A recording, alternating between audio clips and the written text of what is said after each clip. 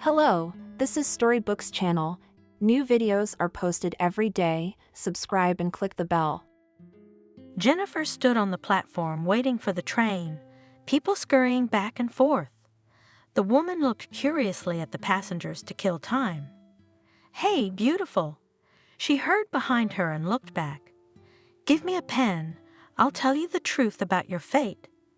The beautiful gypsy woman, smiling welcomingly, extended her hand to Jennifer. Long, bright skirt to the ground, a colored shawl on her hips. Her hair, black as pitch, was carelessly tied back with a headscarf. Burning brown eyes gleamed mockingly, scrutinizing the stranger. "Don't be afraid of me. I'm a fourth-generation fortune teller. Everyone here knows me. Ask anyone.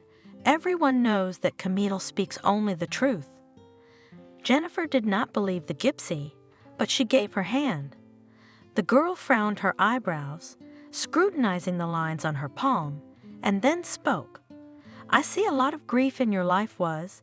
Your husband was buried, but now you mourn him, waiting for you a good long road into the unknown.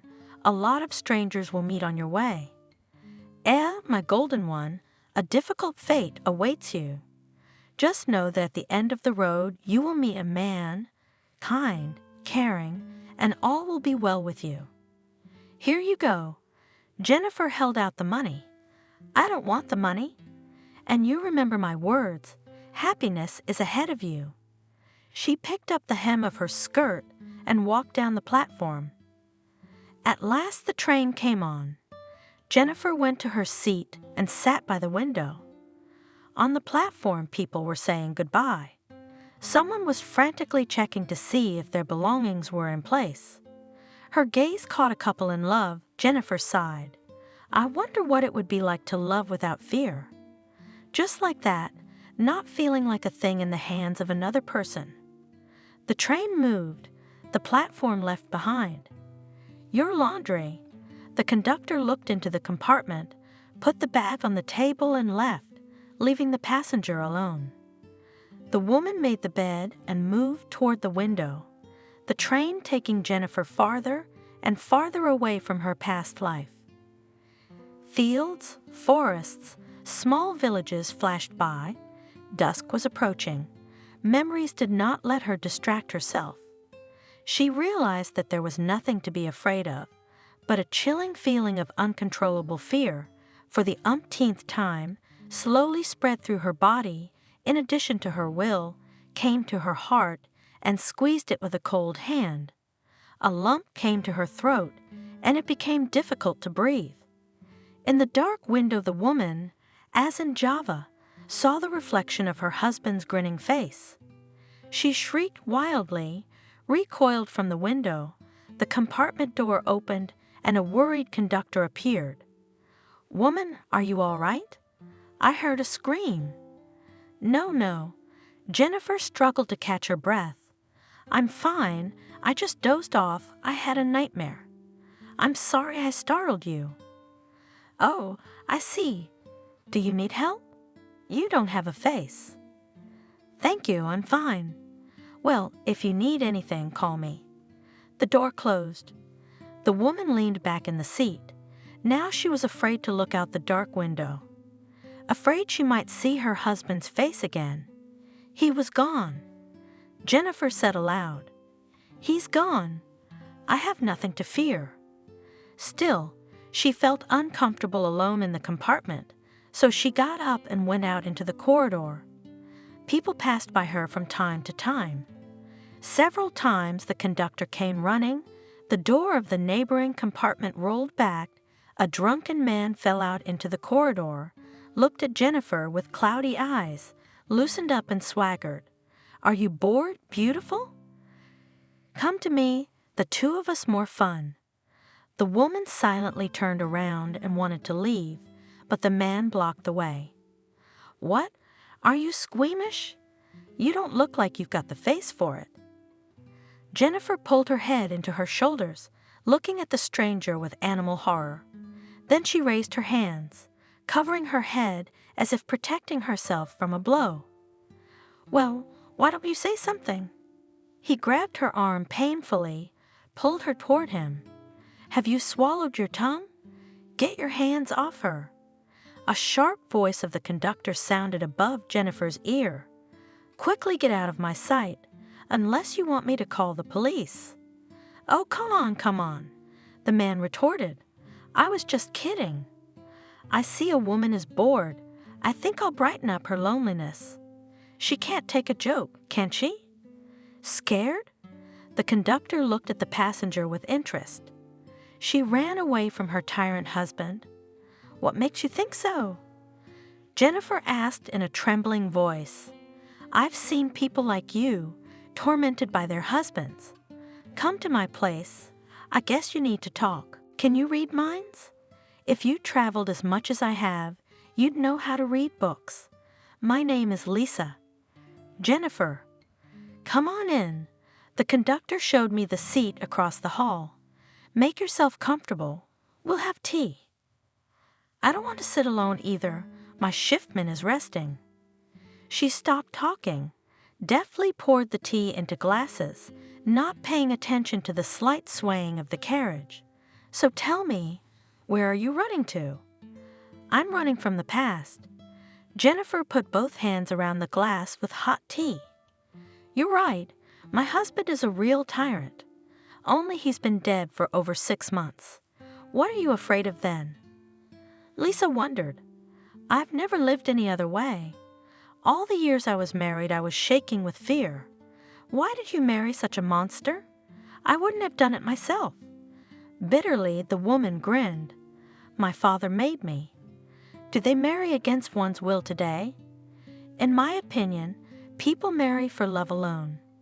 If you are born into a rich family and are the only heiress, no one will allow you to marry someone you choose.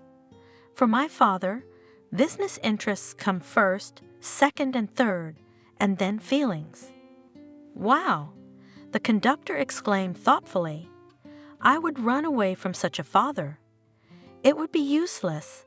They would find him, bring him back, and still I would have to marry the one my father appointed. What kind of life is life with someone you don't love?" "A living hell." Jennifer closed her eyes. "Daughter?" The father met Jennifer returning from the institute. "There's someone I want you to meet." He escorted her into the living room. "This is Jacob. A very promising young man, will be a wonderful husband for you and my assistant. God didn't give me an hair, and I can't trust you with the business. A woman should take care of the house, not count numbers. Let Jacob do it better." The girl looked at the groom. He was handsome, tall, well-built, well-dressed. Anyone would have married him, but Jennifer's heart was full. She saw that this young man was interested in her father's money, and she herself was just a supplement to a successful business. The matter was already settled, and a month later the young people were married. Why did I agree to marry him? Jennifer thought, after her first intimacy with her husband. He did his thing, and now he sleeps without hind legs. Is that how it's supposed to be? No tenderness, no respect, no love at all. The woman got up, went to the kitchen. "Jennifer, sit down at the table. I've prepared delicious, as you like, pancakes with jam." The housekeeper was bustling about the kitchen. "Thank you, Clara." Jennifer had no appetite, but not to offend the caring woman, she ate a batch of pancakes and drank some coffee. "Why didn't you wake me up?" Jacob snapped at his young wife, entering the kitchen half-dressed. The woman wrinkled her nose. It wasn't customary in their family to show up in front of the servants like this. "I'm late for work, and the table is not set. I'm used to a thick breakfast. What are you doing out here?" "Put it on the table. Clara will serve." Jennifer said calmly. "Why are you here?" A wife should serve her husband breakfast, not a stranger's aunt. Remember, I won't say it a second time. He looked at his wife and sat down at the table. The housekeeper served breakfast and left. "Jacob, do not make remarks to me in front of the servants." Jennifer asked. "What?" He got mad. "Are you going to tell me what to do?" And the man slapped her across the face. Jennifer fell from her chair to the floor in surprise. Jacob leaned over, grabbed her by the hair, turned her to face him and hissed, "Don't you dare cross me, do you understand? A woman to teach me to be smart? I won't stand for it." It was a warning. He shushed her and went back to his breakfast as if nothing had happened. "Why didn't you tell your father?" The stewardess was surprised. "I don't know. I thought maybe he was right about something. It is not difficult for me to serve the table, and I know how to cook, and I understand that he is unpleasant to my remark. My father didn't like it when I pointed out his mistakes, but he never laid a finger on me and Jacob." Jennifer sank back into her memories. "I'm going to be late today," as if by the way, my husband said, "to celebrate the beginning of my married life." He got up from the table, lifted his wife to her feet, ran his thumb over her lips, smearing the blood. "I'm sorry. I couldn't help myself." He kissed her broken lips. The woman grimaced in pain. "Clean yourself up, and don't tell your father. He won't believe you. Bye, love." He patted her cheek, then got dressed and left. Jennifer, unable to hold back her tears, couldn't control her trembling. "Jennifer, baby, what's wrong?" The housekeeper rushed to her. "It's nothing, I just had a bad fall." The housekeeper refused to help. "I'll wash my face and you'll be fine." She went into the bedroom, stood in front of the mirror for a long time, trying to stop her tears. Then she made the bed and lay down on top of the covers, curled up and fell silent. Her broken lip hurt, and her head was noisy. Here we are on the first day of married life, and what's next? Jennifer thought, "It's because he doesn't love me, but I don't love him either. We can learn to respect each other. I will definitely talk to Jacob. I will not tolerate this kind of treatment," she said firmly to herself. She fell asleep. It was already evening. When the woman opened her eyes, her husband was still not at home, although the working day was long over. She dialed her husband's phone number and listened to the long beeps for a long time. He never answered. Jennifer wandered aimlessly around the house, not knowing what to do. Near midnight, she heard a car pull up. She looked out the window and saw her husband getting out of the cab, barely able to stand, followed by two girls. Jacob kissed each of them, said something goodbye, and went into the house. "Jacob, I was worried. Why didn't you pick up the phone? Why did you arrive in the company of girls? Are you going to make a complaint against me?" The man stopped, staggered, looked at his wife with cloudy eyes. "Who are you?" "A gray mouse who can't satisfy a man. I want vivid sex, not a snow queen in bed. You didn't answer your phone?" "Because the music in the club was loud." "Is that it? Any other questions?" "No." "Then I'm going to bed." He staggered into the bedroom and collapsed on the bed without undressing. "Don't forget to wake me up tomorrow. I got your father's ass kicked today.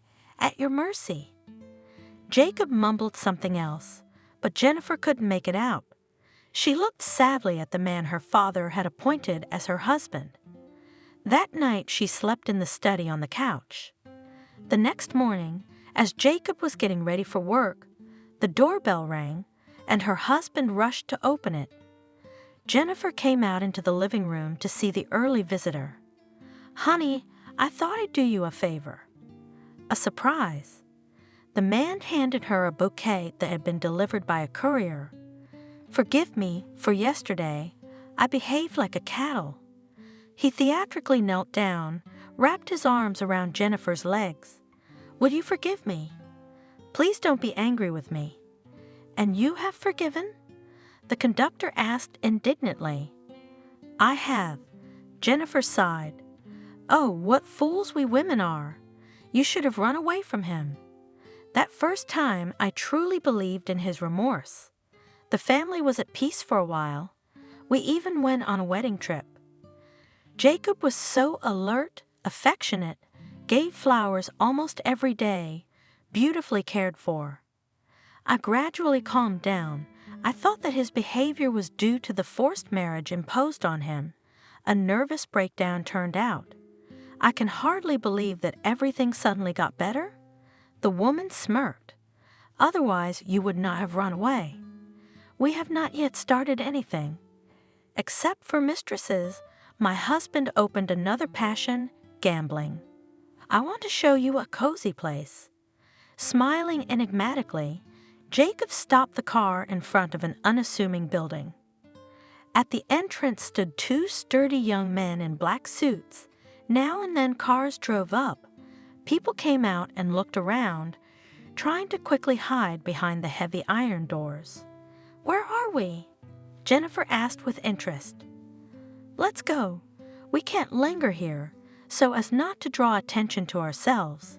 He pulled her with him. A minute later, they entered the small hall of the underground casino. The croupier was taking bets. The people at the tables were talking quietly, drinking. Some were rubbing their hands together, some, upset at losing, were pouring wine over their grief, looking enviously at the lucky ones. "You're not going to gamble, are you?" Jennifer asked cautiously. "What's the matter with you?" Her husband looked at her guiltily.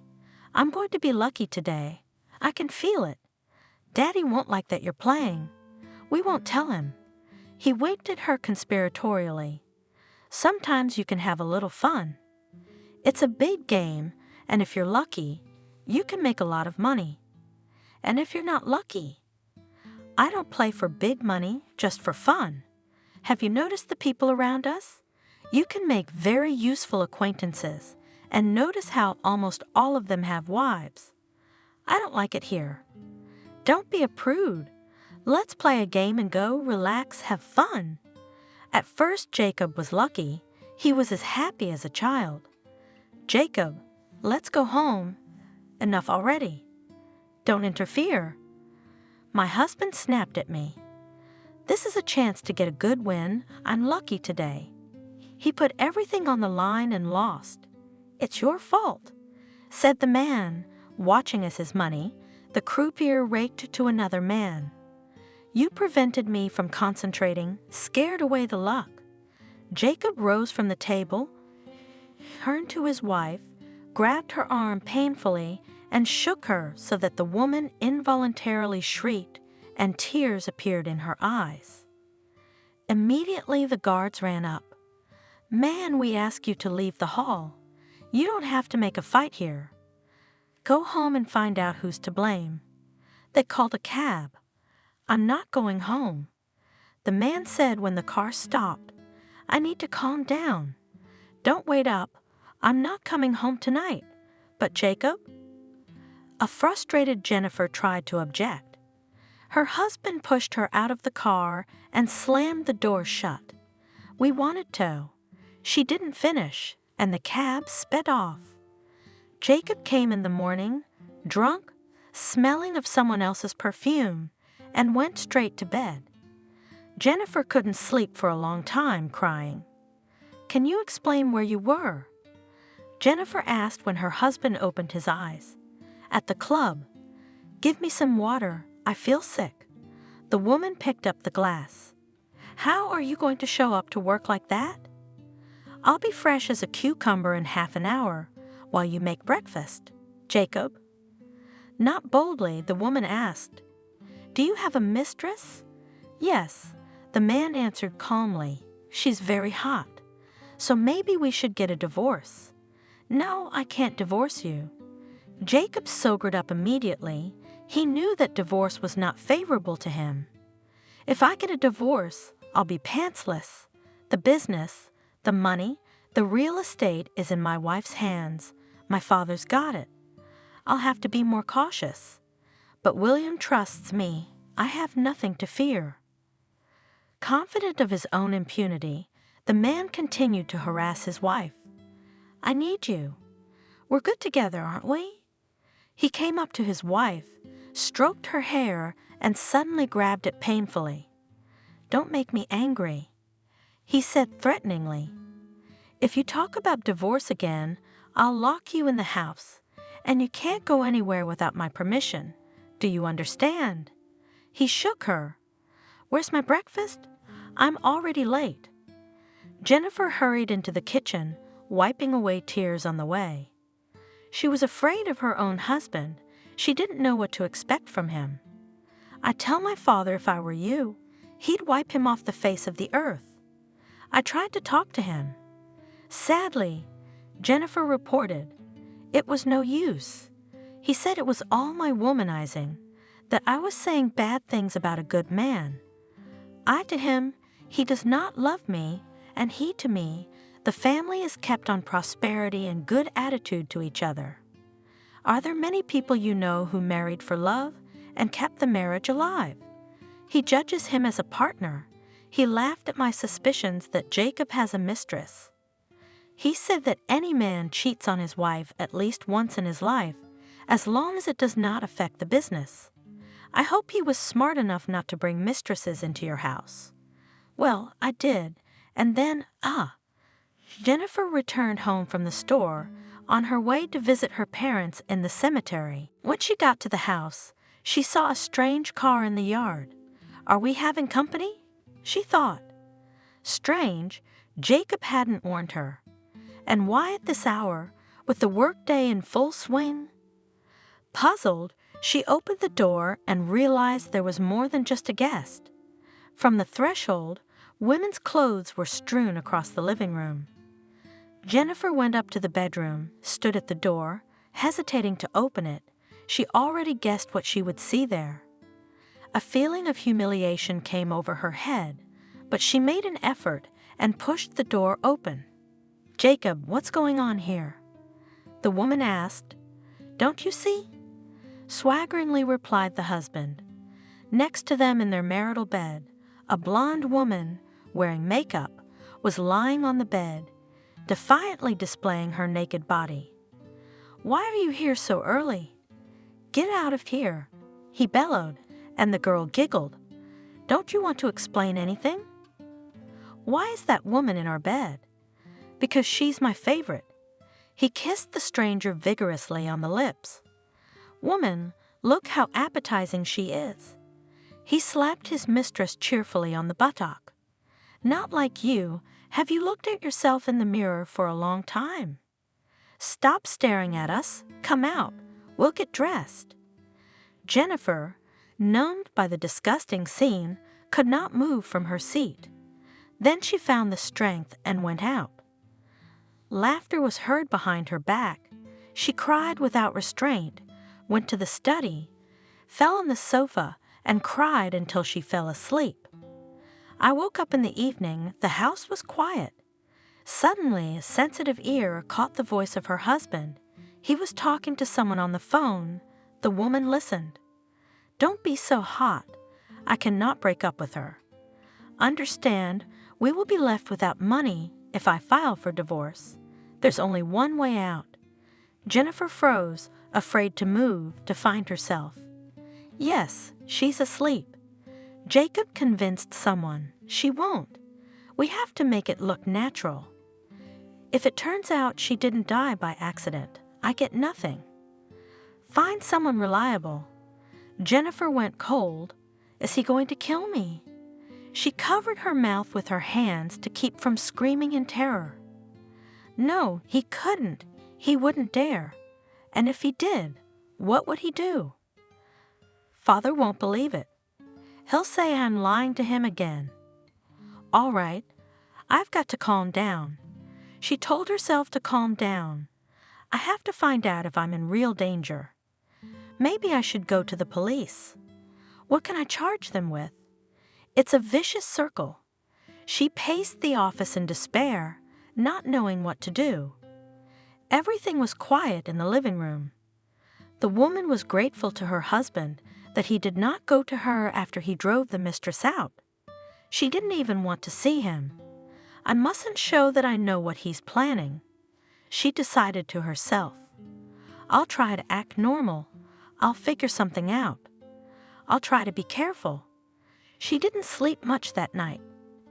In the morning, she set the table as usual, but did not go out to see her husband. He didn't make an attempt to see her either.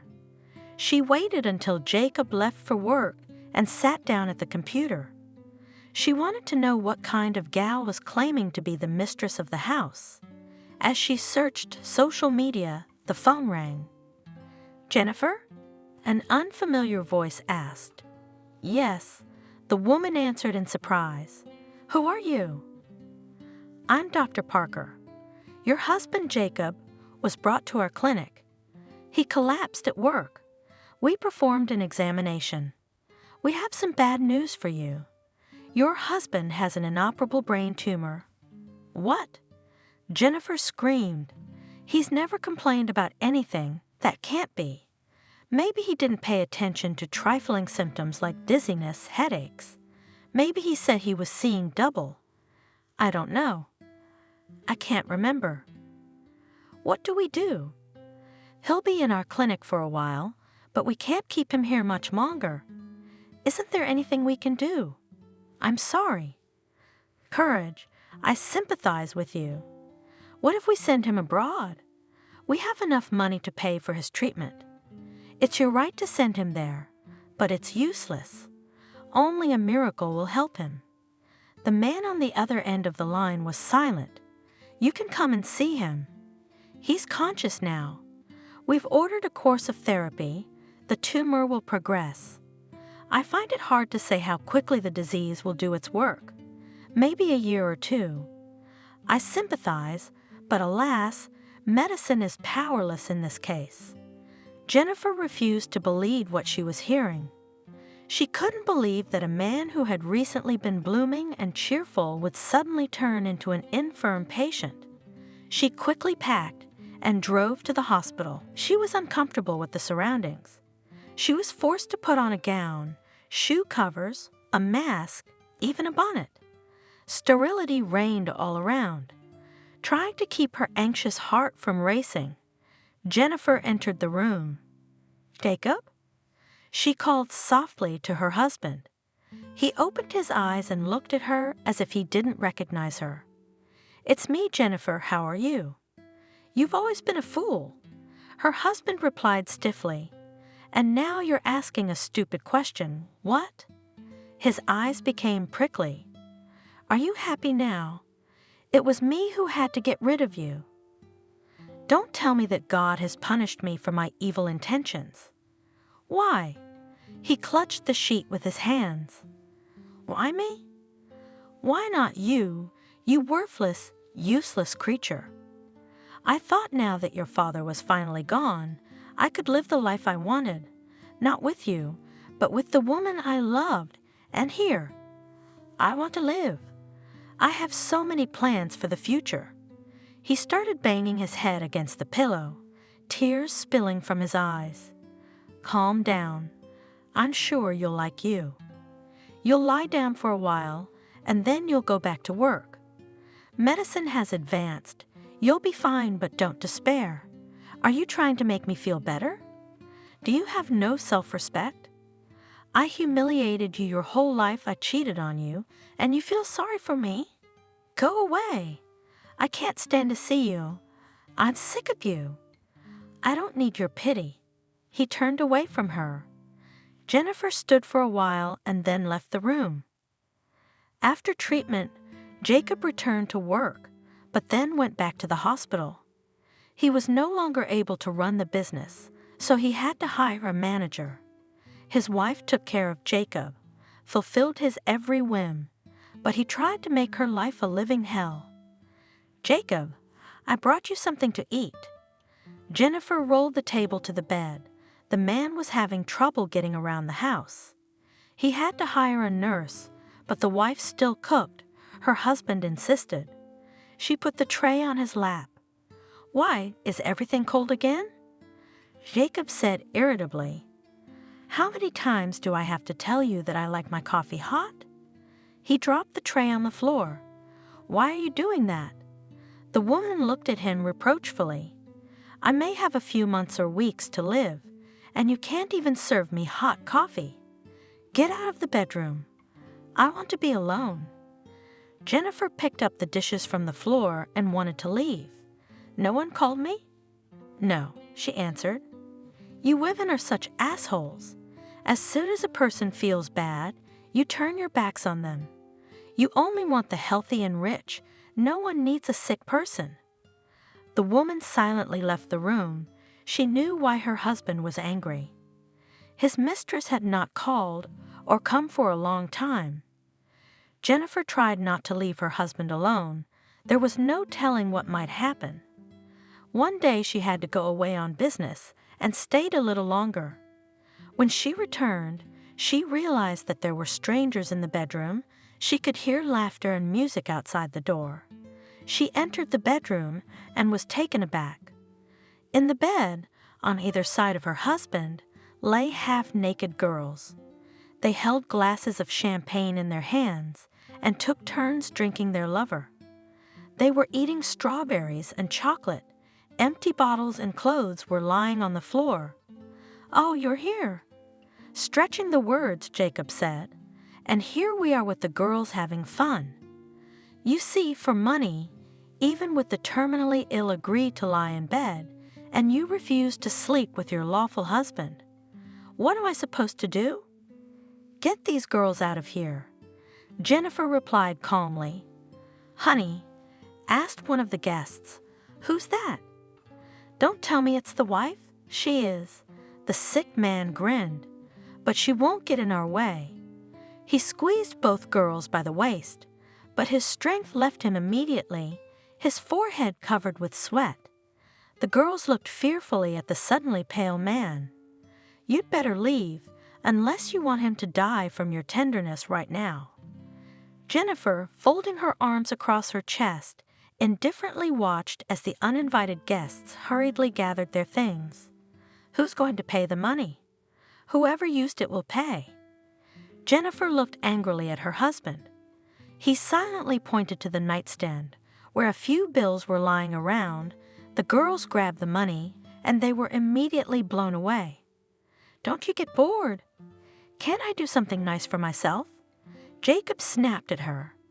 "Have you forgotten that I have one foot in the grave? I want to live my last days to the fullest, and you will not forbid me. Why did you decide to leave? You could have lived in the house and not thought about anything." "I couldn't live in that house. I had too many unpleasant memories of it. I wanted a fresh start. At my husband's funeral, I felt relieved, as if all my fears had been put into the grave together with the coffin.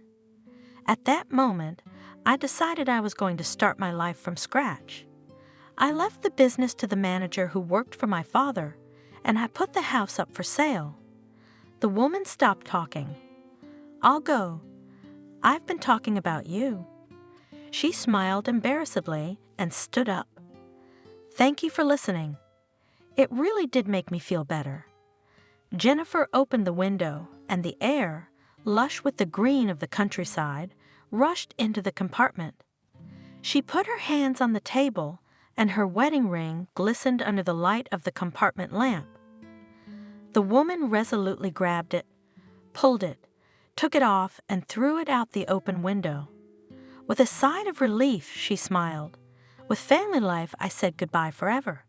She said out loud, "I can't believe I don't have to be afraid of anything anymore. 10 years of fear and despair, realizing that no one could help me.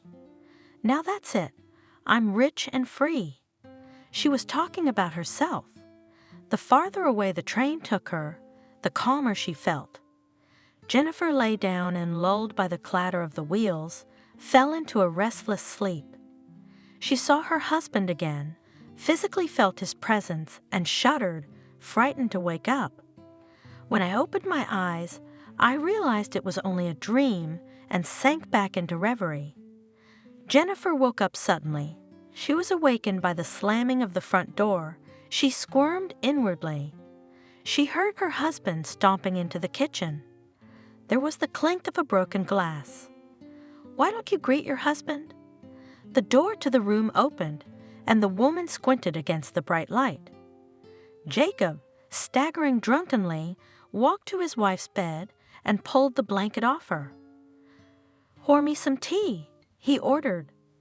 Jennifer, shuddering with fear, stood up, threw a robe over her shoulders, and wanted to slip past her husband, but he managed to grab her arm, pulled her toward him, pressed her down, did not let her escape, and buried himself in her lips. He reeked of cognac and cigarettes. The woman looked away in disgust. Disgusted? He laughed drunkenly. "I don't care about you." The man gripped her hair painfully. "Let go," Jennifer demanded. "Or else what?" He mockingly looked her straight in the eye. "What are you going to do to me?"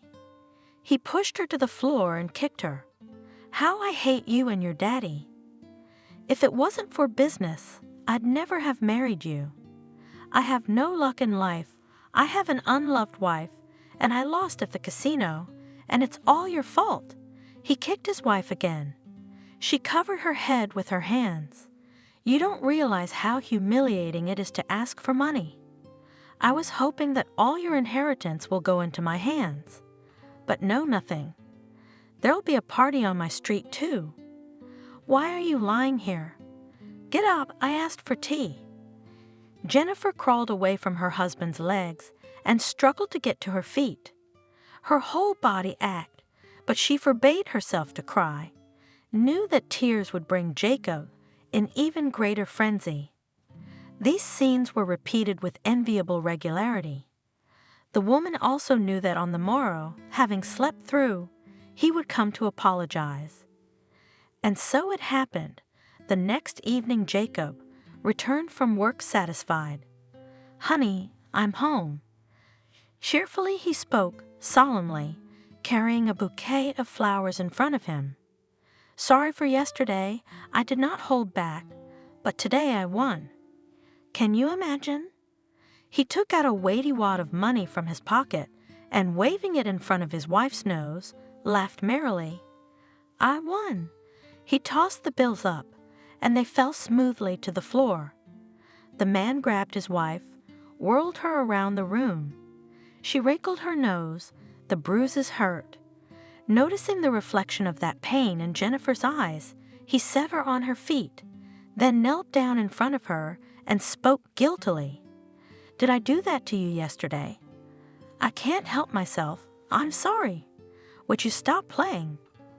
Tiredly said the woman, "Dad doesn't know where his money goes, but if he finds out, you'll be in trouble. Do you feel sorry for them?" The husband got angry. "Don't I work? I'm entitled to that money. But you lose a lot.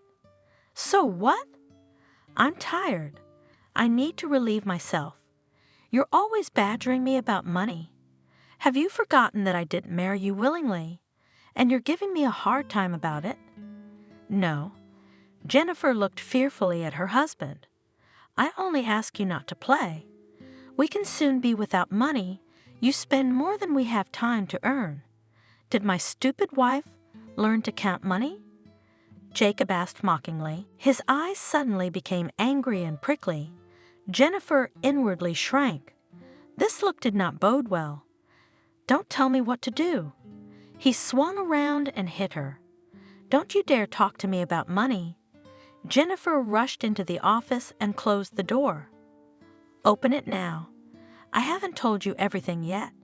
He started banging on the door. The woman woke up. There was indeed a knock on the door. She breathed a sigh of relief. It was only a dream. Thank God it was only a dream. The clatter of the train's wheels, soothingly, had a calming effect on her. "Jennifer, good morning." The conductor stopped by.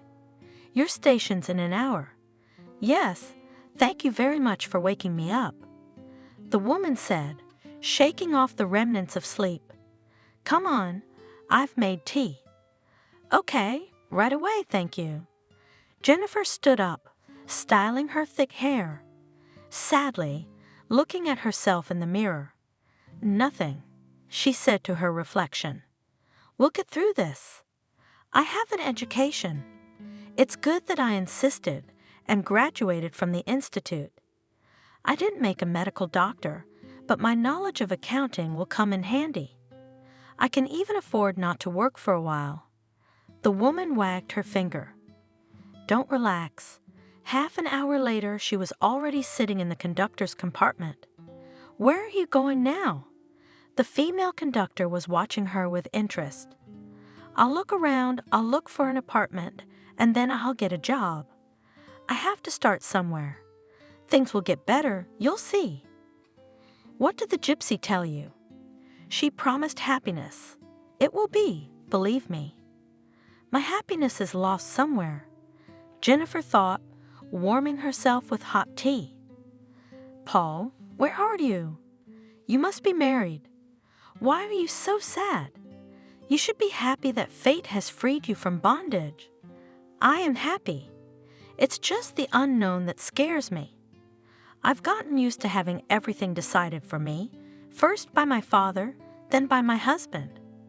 Now I have to learn independence all over again." She returned to her room, packed her things, and said a warm goodbye to the conductor and got off at the station. Jennifer stepped out onto the platform, looked around, and realized that the whole world was now open to her. Where to start? The woman thought, slowly walking in the stream of passengers. How to live further at all? That's it. I won't dig into the past anymore. I have turned the page. There is no turning back. I have to learn to live in the present. And first of all, I have to get an apartment. "Excuse me?" She went to the information desk. "Can I have the address of a real estate agency, please?" "Please." A pretty girl immediately gave out the address.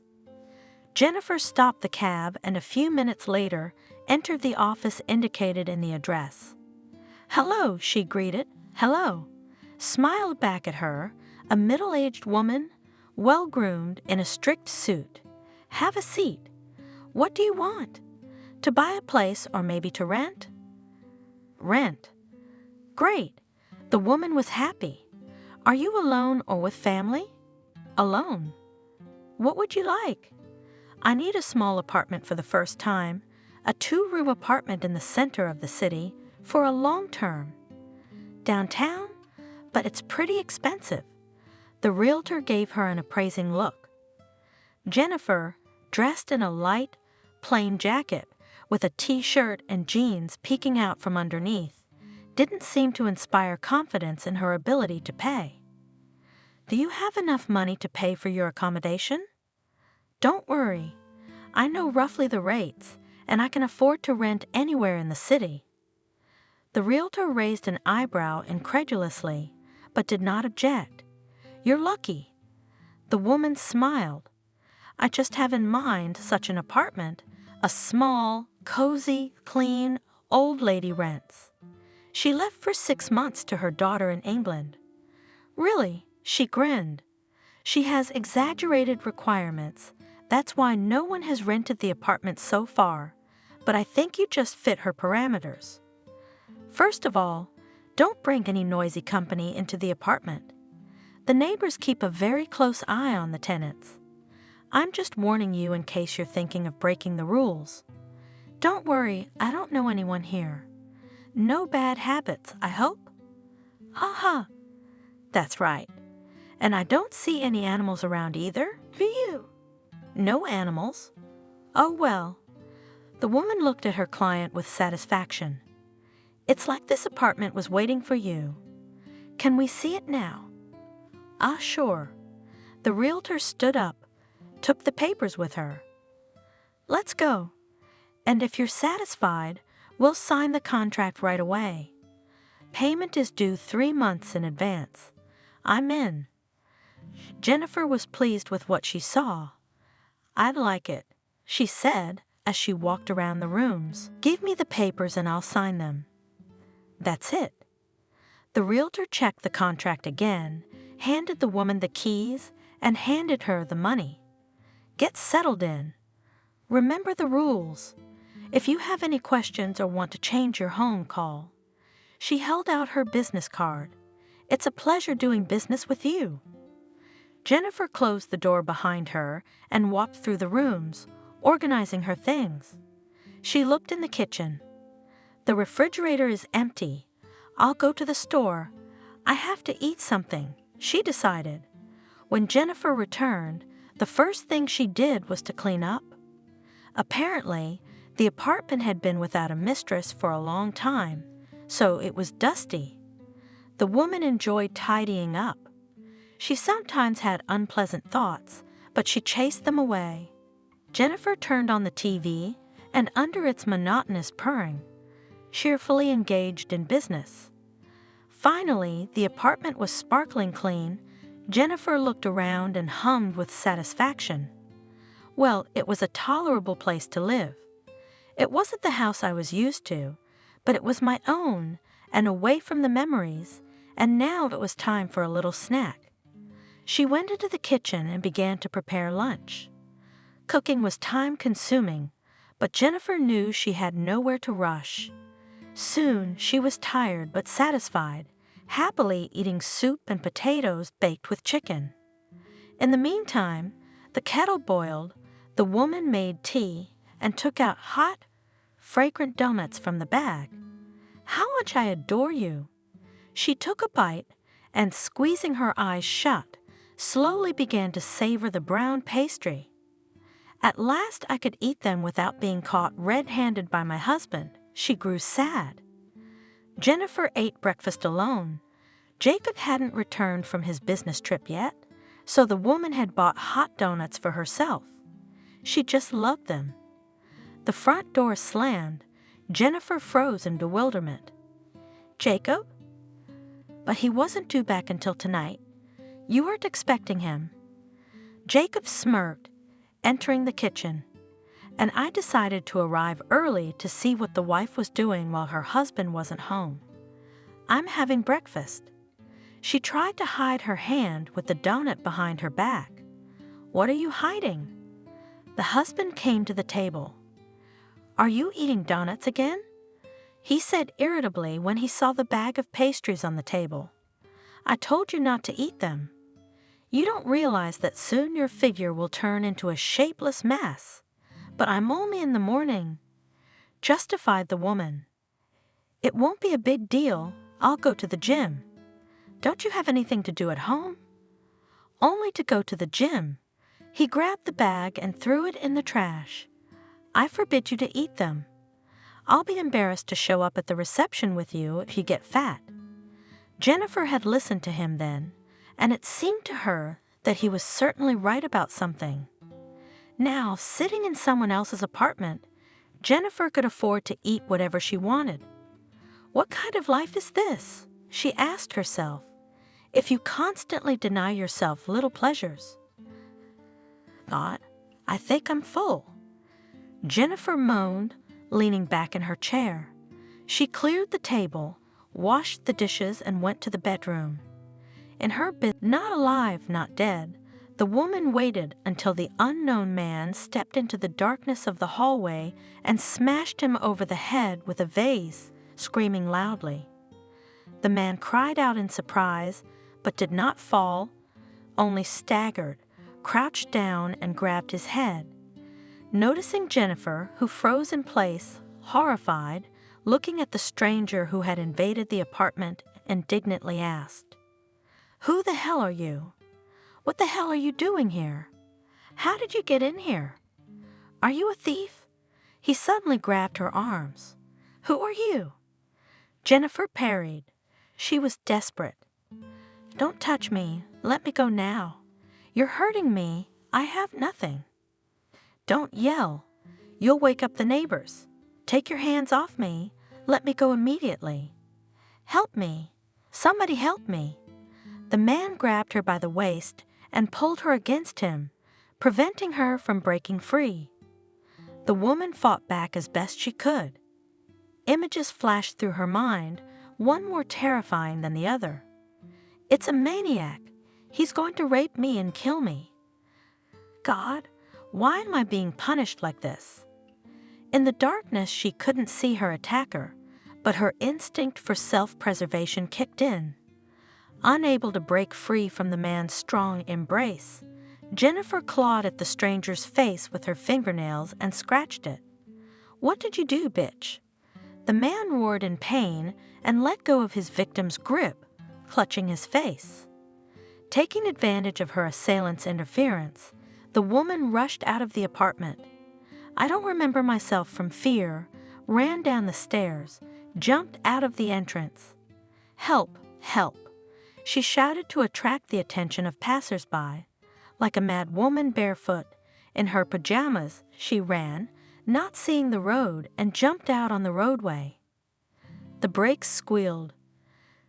Jennifer, as in a slow-motion movie, saw the car coming at her, the blinding light of the headlights. The driver's eyes widened with horror. She raised her arms in fear, trying to protect herself from the imminent collision. The violent impact threw her like a rag doll to the curb. The last thing she saw was the dark night sky above her head. A crowd immediately gathered around her. Someone called an ambulance. A policeman bent over the victim. "Who is she? Does anyone know her?" She didn't even have any ID on her. Where was she going? "You saw her, didn't you? Did you see her run out into the road?" The driver whose car hit the woman was justifying himself. "I didn't have time to brake. I tried to, but she just jumped out of the way. I didn't have time to react. She was crazy." A few minutes later, an ambulance was taking Jennifer to the clinic. Paul could still hear her melodious laughter. A soft smile appeared before his eyes at times, and his fingers could still feel the soft, velvety softness of her skin. The supple curls of her luxurious hair came to mind, and he thought he even remembered the smell of her perfume. "Jennifer?" he whispered reluctantly, parting from the night vision. The man woke up, but lay in bed for a long time, reliving over and over again his dream, which repeated itself almost every night. It had been more than 10 years since life had taken him and Jennifer in different directions, but he had never for a moment forgotten his love. The pain of the breakup, lately, was making itself known more and more often. He remembered every detail of their first meeting. "Mom, Dad," Paul joyfully announced, entering the apartment. "I've passed the competition. Can you imagine? I got in on a budget." He grabbed his mother, who had come out into the hallway, and whirled her around. "I got my way the most prestigious medical school."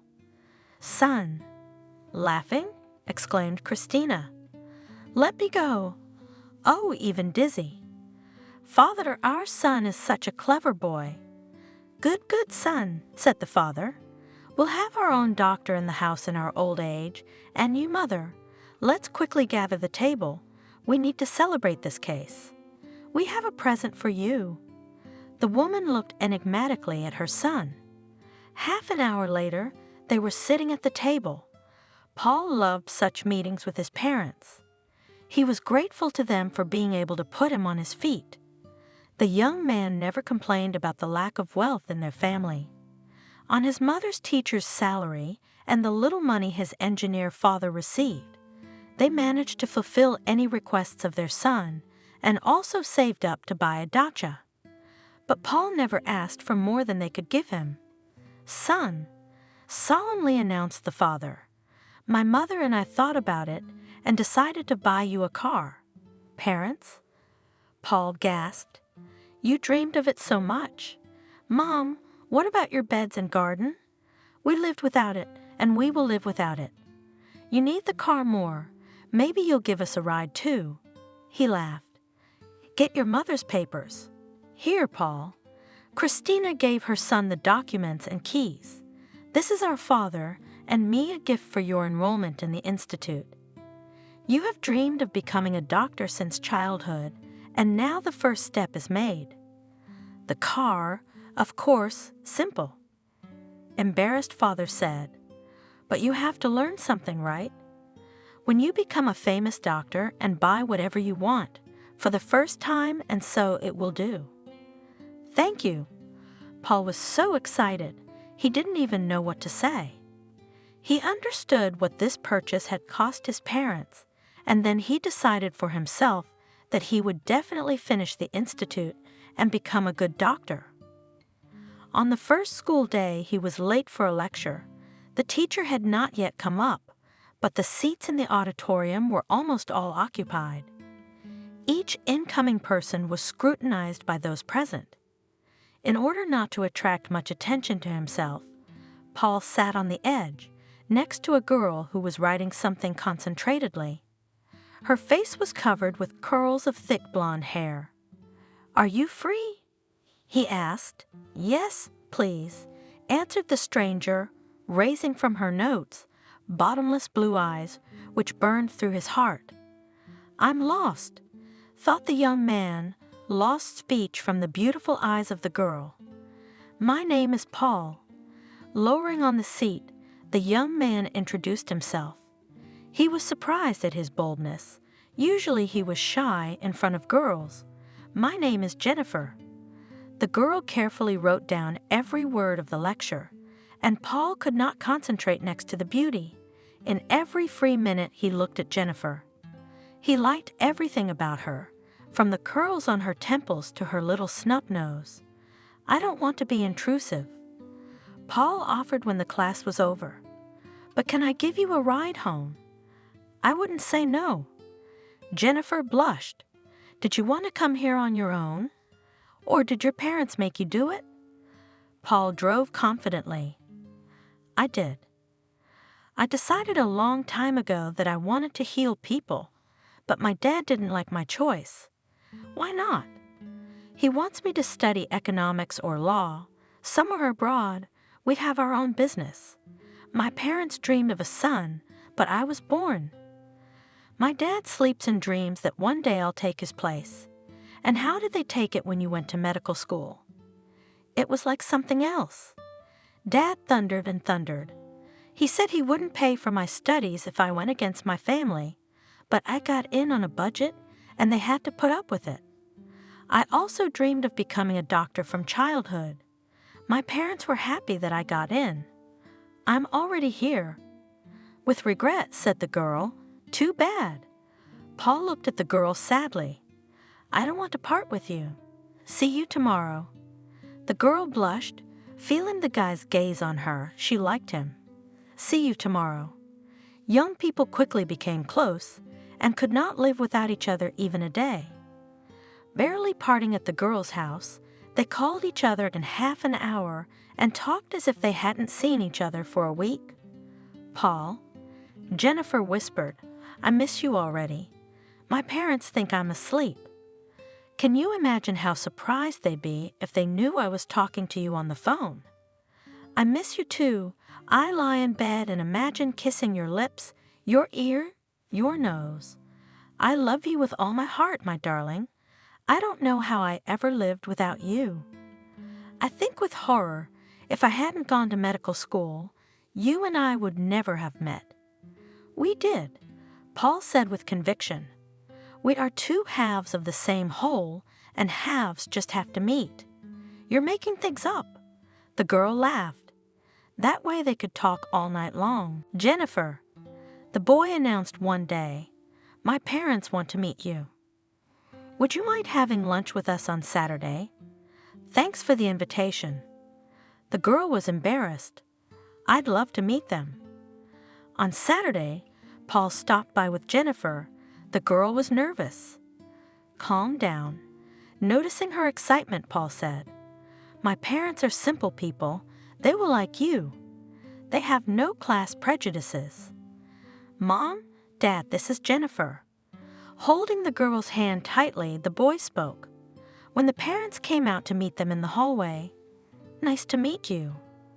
The parents looked at each other, immediately feeling sympathy for the girl. Jennifer felt like she belonged to this simple and friendly family. She visited them often, and Paul's parents smiled at their son's first love. "I'm happy for Paul," said the father. "I wish he hadn't thought of getting married now." Sighed the mother, waiting for her son's return from a date in the evening. "What are you imagining?" Her father reassured her. Look how well they both study. Let them love each other. Our son's first love, let them enjoy life. Remember us, we got married as students too. As long as we finish college, then we can think about getting married. She's a nice girl from a good family. Beautiful, but also smart and determined. The other in her place would have long ago snatched a guy.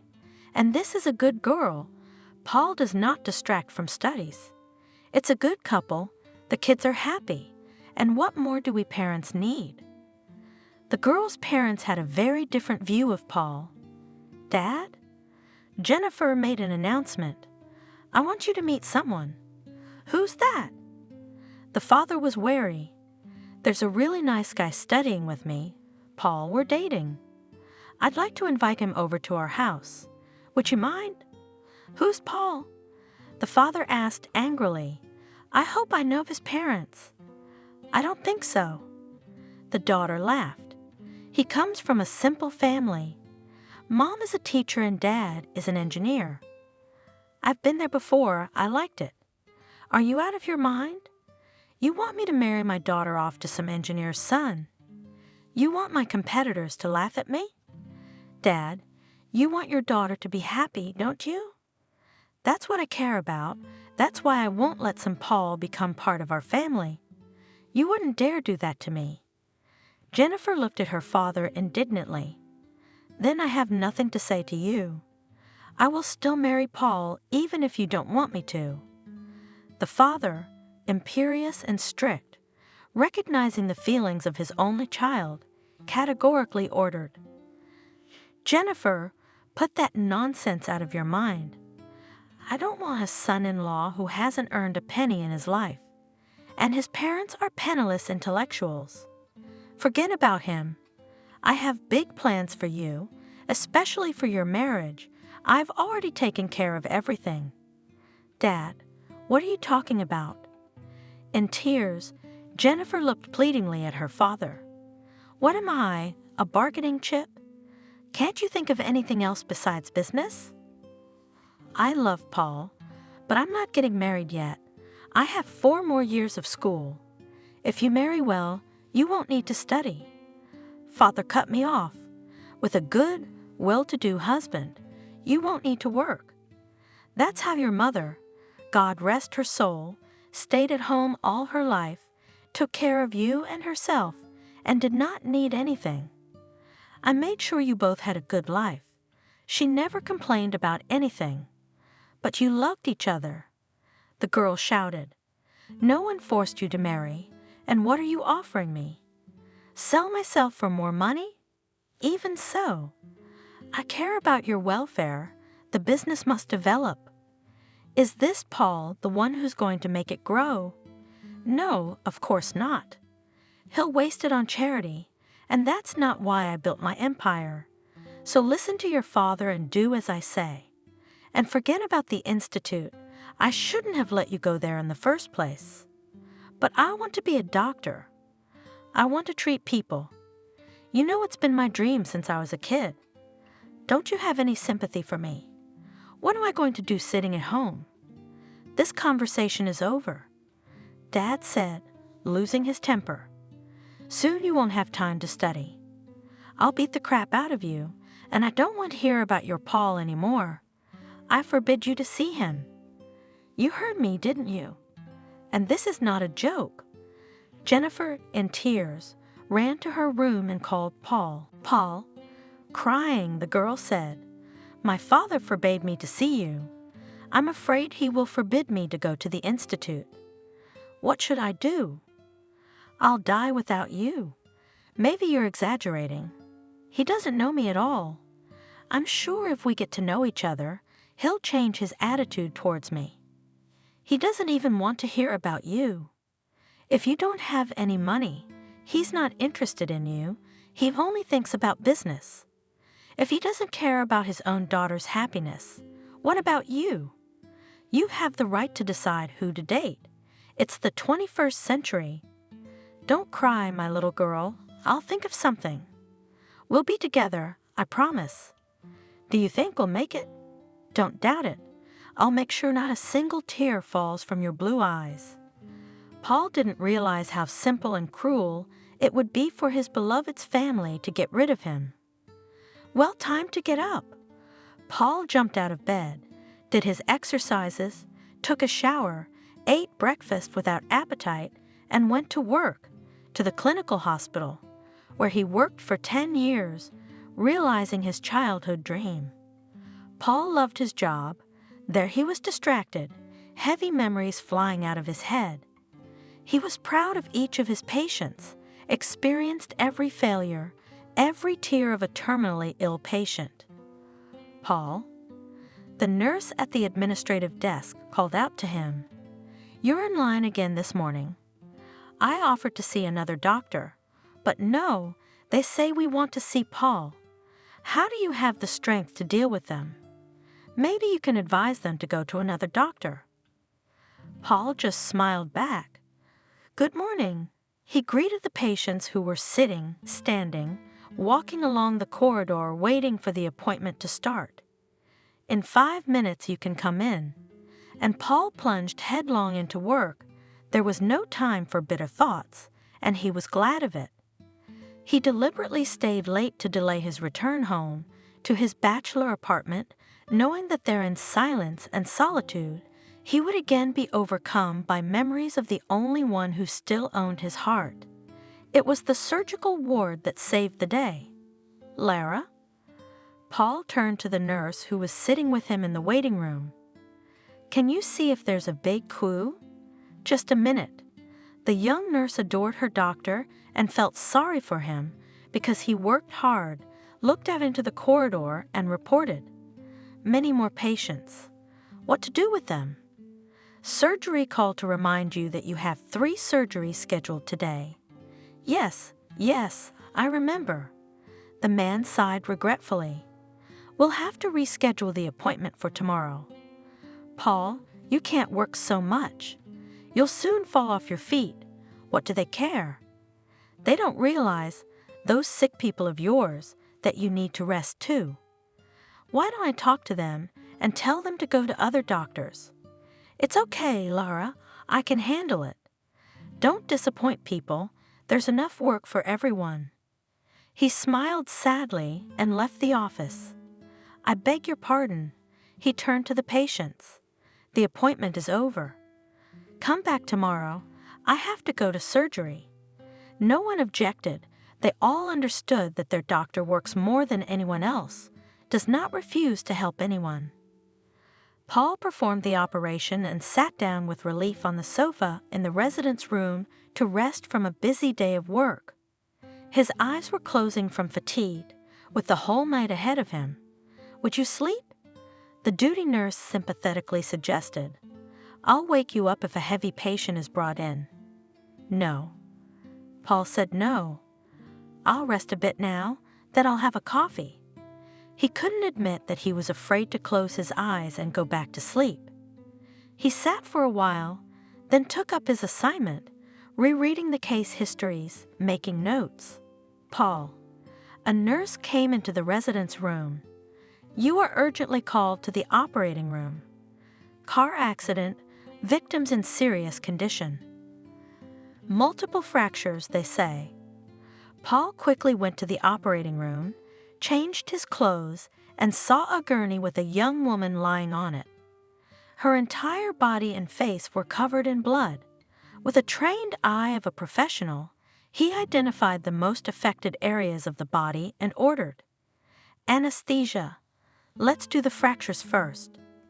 For several hours, Paul worked without looking at the face of the heavy patient.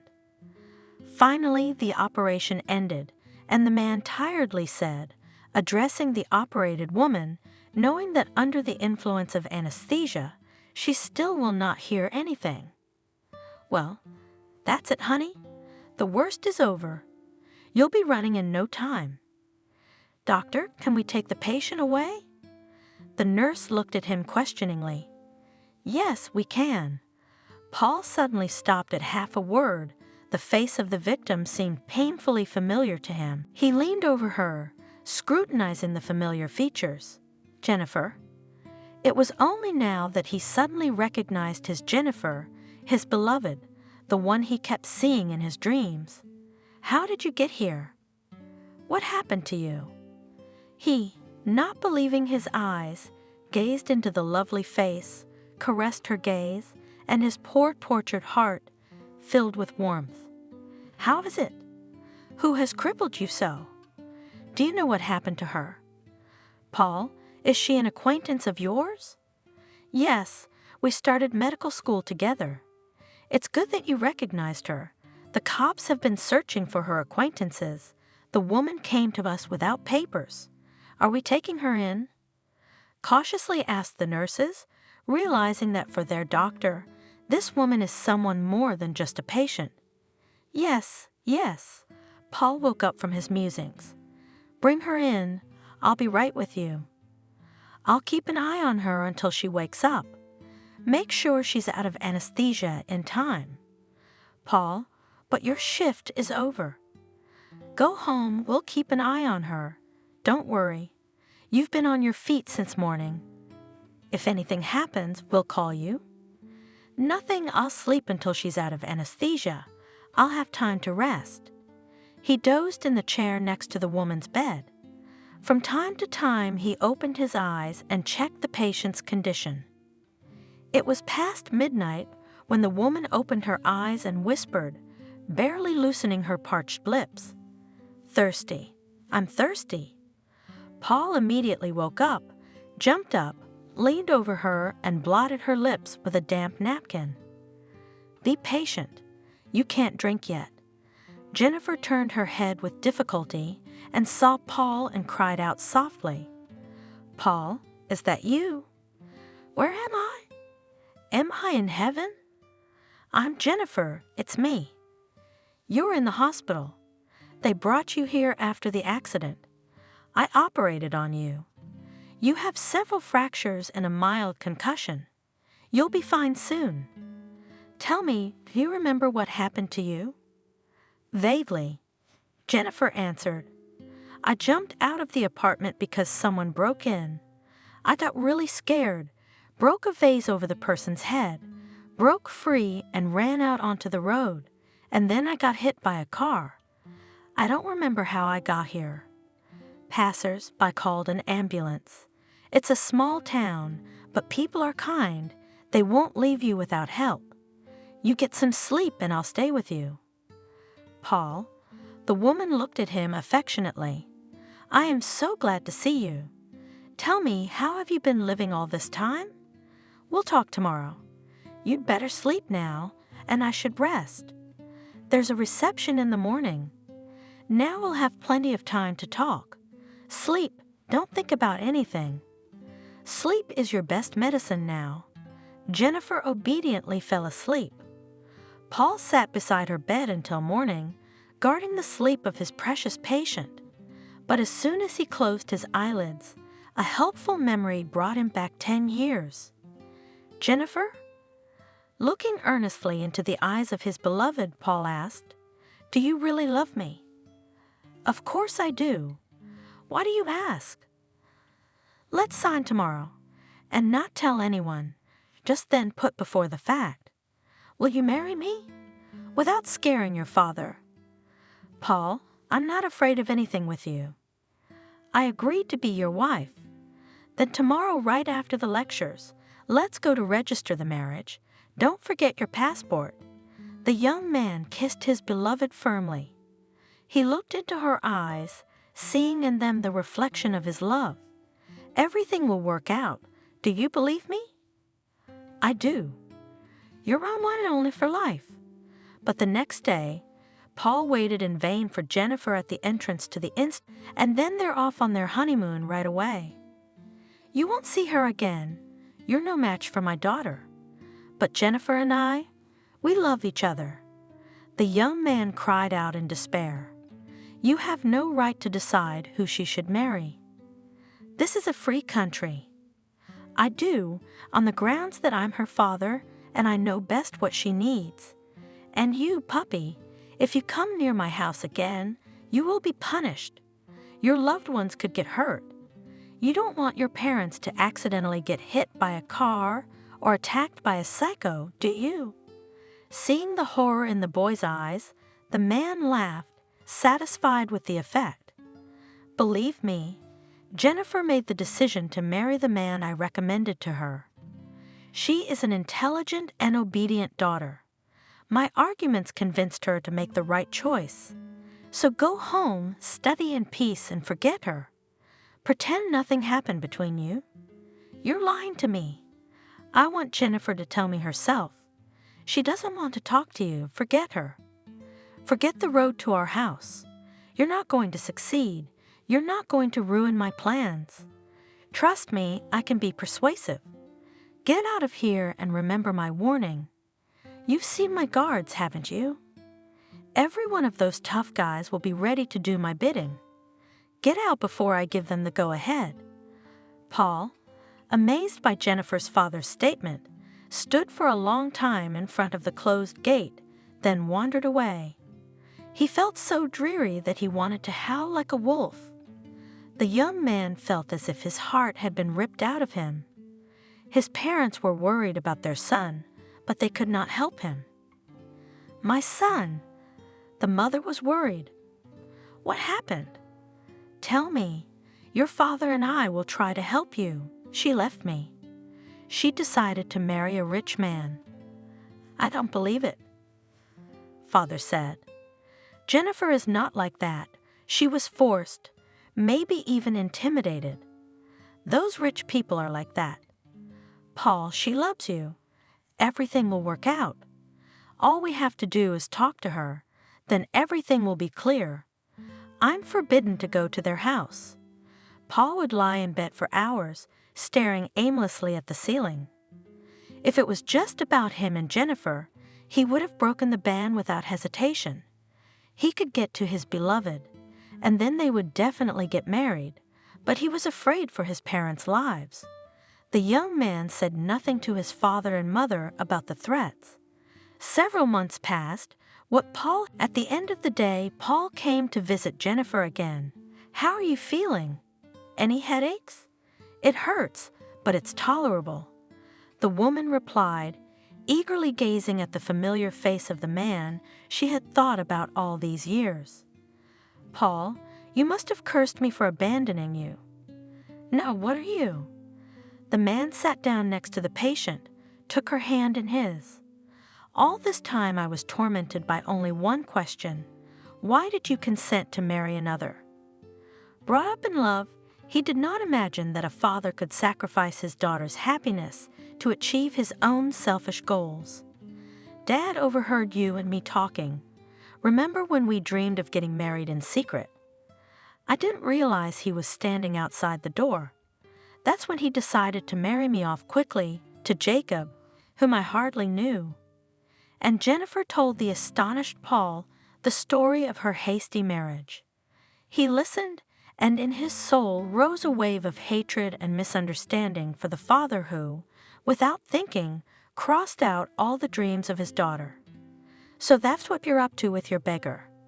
The father spoke angrily, bursting into his daughter's room. He took the phone from her and threw it at the wall, the shards flying in different directions. You're going against my will? Okay, I was trying to be nice, but I guess you don't understand normal language. Then I'll tell you in detail what will happen if you disobey me. If you go to marry him tomorrow, in a week or so your fiancé will be found in some wasteland. I was coming home late at night. Some thugs beat me up and robbed me. And the bandits beat the guy so badly that he didn't survive. The criminals, of course, will not be found. You attend the funeral, you mourn your loved one, and then you do as I say. It is in your power to remove the unnecessary link, the death of the groom, from everything that can happen. Just at once, agree with me. Have I made myself clear? It's up to you to decide whether your Paul will stay alive or the only son of his parents will die at the hands of unknown bandits. And he left the room without another word. Jennifer sat motionless for a long time, stunned by her father's words. The girl did not doubt for a moment that her father would carry out his threats. I can't let Paul die. I would rather marry Jacob than know that my beloved is alive. She curled up under the blanket, turned out the light, and closed her eyes. Hot tears burned her cheeks. Her imagination pictured a smiling Paul, and she lay awake until morning. It seemed to her that her soul had died that night. She didn't care what happened next. "Papa," indifferently she announced in the morning, "I agree to marry Jacob." "That's a good girl." "Good decision," smiled satisfied father. "Believe me, you won't regret it. I love you. You are my only daughter. I'm doing all this just for you. Mark my words, you'll thank me. What kind of future would you have with this Paul? He doesn't know anything about business. My dream is for my business to continue. Only Jacob can do that. You are a woman. You should have a reliable partner. If you can love him in time, fine. But no, well, 1,000 couples live without love, and it's fine. But you won't have money problems. A week later, I met my fiancé, and a month later, I got married. Jacob, the son of my father's companion. At first, I even liked him, handsome, intelligent, but then it turned out that he was a spoiled to the bone, young egoist. You don't know how I lived. Jennifer looked at Paul anguishedly. Husband was going left and right, bringing women into the house. Bastard, gritted his teeth, the man. He despised me, abused me, and soon it turned out that he was also a gambler. He could lose a lot of money in a night. Sometimes, of course, that won. In such moments, he became kind, attentive, apologized for wild antics, but it was rare. Jennifer did not tell her that her husband even condescended to talk to her and honored her with the great favor of coming into the bedroom at night. "And you forgave? Where was I to go?" She was quiet. He was real when he lost, came drunk and beat me, took it out on me, even though he was wasting my money. What about Dad? Didn't he know what kind of monster he married you to? Father? Jennifer grinned crookedly. Once I dared to tell him about my husband's affairs, and the answer killed me. He said there was no need to speak ill of Jacob. I meet him every day at the office, a very decent young man and a talented businessman. I've already made him my deputy, and you, instead of complaining about your husband, it's high time you gave birth and took care of my grandchildren. You're suffering from idleness, so you're making things up. If he's punishing you, it means he's angry that you didn't give birth to an heir. Every man dreams of that. Think about it. I don't understand. He's your father. How can you not trust your own daughter's word? Is he blind? I soon realized that I would never get out of this swamp of malice, lies, and deceit. I would have to suffer until the day I died. I almost accepted my unenviable position, learned to ignore the beatings, did not react to insults. I'm sorry, but I have to ask, do you have children? No, and I'm very glad I do. A child would have made my life even more difficult. Where's your father? How did you even end up here? After 5 years of marriage, my dad died. I was glad I could finally breathe free and divorce my hated husband, but no such luck. Dad made a will that left the business to Jacob. Even from beyond the grave, my father gave me no hope of finding my own happiness, not an imposed one. Had he lost his mind? Exclaimed the astonished Paul. Leave the business to a stranger? Yes, on the condition that Jacob remained my husband. He's made us dependent on each other, and each of us would like to break those ties. But, so he's condemning you to a life sentence? Yes, and the worst part was that Jacob didn't like that prospect. He was not going to divorce me, because then he would lose the source of income and the opportunity to play, and he every time for this needed more and more money. He had a permanent mistress by then, and I was in his way. He had to reckon with me, and that's when they decided to get rid of me. And you're so calm about this. You should have turned him in to the police. What was he going to do to you? Organize an accident. With a wife and no wife, he had nothing to do with it. They've calculated everything, even organized a 100% alibi. You can't dig it. But their plans didn't come true. The husband was diagnosed with a tumor, an incurable disease that left him no chance of survival. They didn't have time to carry out their devious plan. The fate of fate has come back to haunt him. You know, I felt sorry for him, and he mocked me to the last, as if he was taking revenge for the fact that he was dying and I was staying. So you're free now? Free. Jennifer smiled. I sold the house. I didn't want it to be a reminder of a failed family life. There was too much pain associated with it. I decided to start my life anew. I bought a ticket to the first city I could find, away from where I was unhappy, and here I met you. Isn't that a miracle? Remember when I said we'd be together? I believed that someday we would meet. Paul, do you still have any feelings for me? My little one, I never stopped loving you. All 10 years in a dream lived our brief meeting. Now rest, you're tired. Paul carefully adjusted the blanket, ran his palm through his hair and cheek, leaned over, and kissed his beloved. We'll have time to talk more. I'll come to you tomorrow. In the morning, the woman felt much better. Get up, lazybones, Paul said cheerfully, entering the room. You have a visitor waiting for you. He helped the intrigued Jennifer to wash and comb her hair and opened the door to the corridor. With a bouquet of flowers in one hand and a bag of oranges in the other, the very guy who had caused the woman to get hit by the car stepped into the room.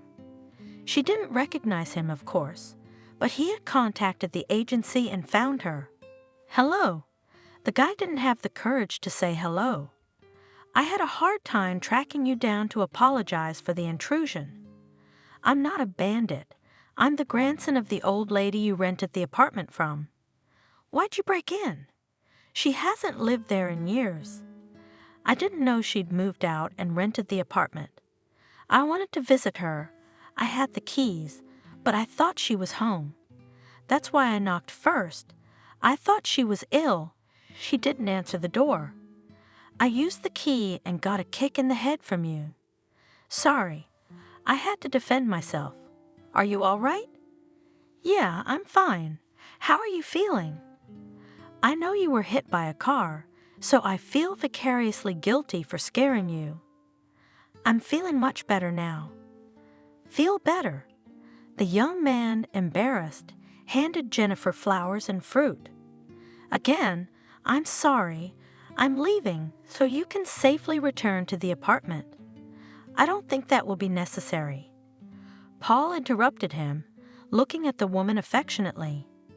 After waiting for the visitor to leave, the man leaned over and kissed Jennifer soundly.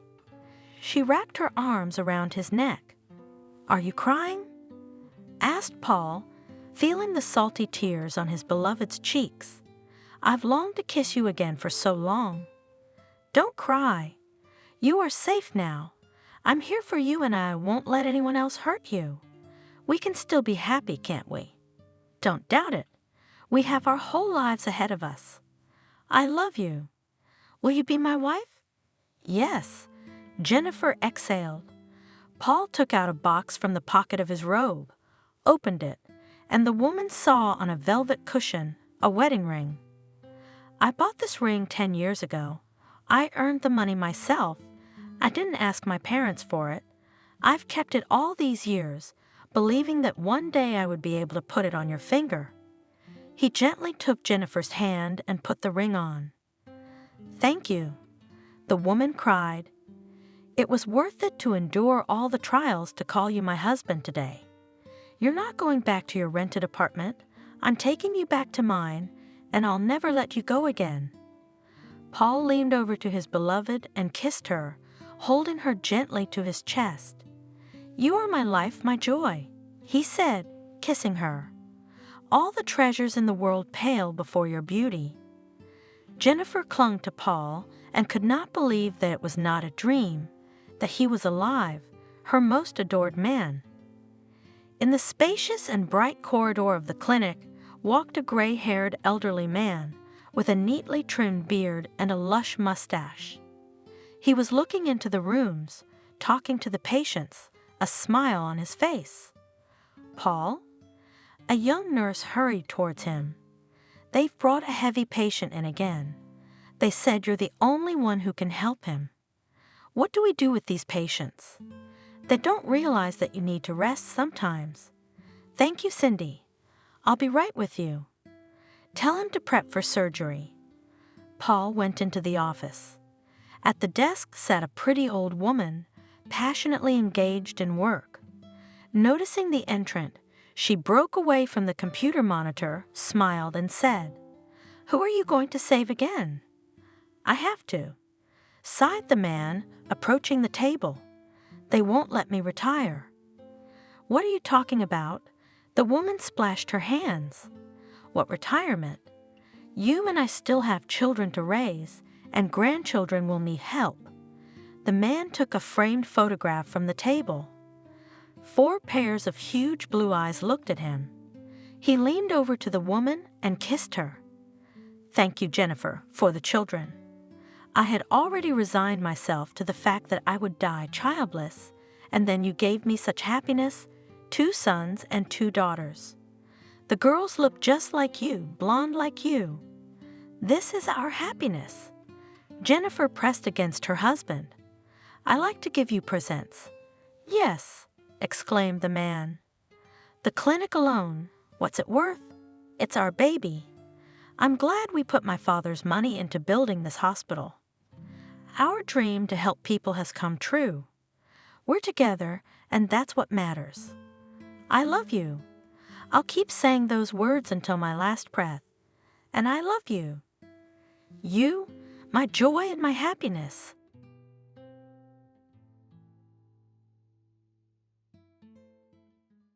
Subscribe and click the bell.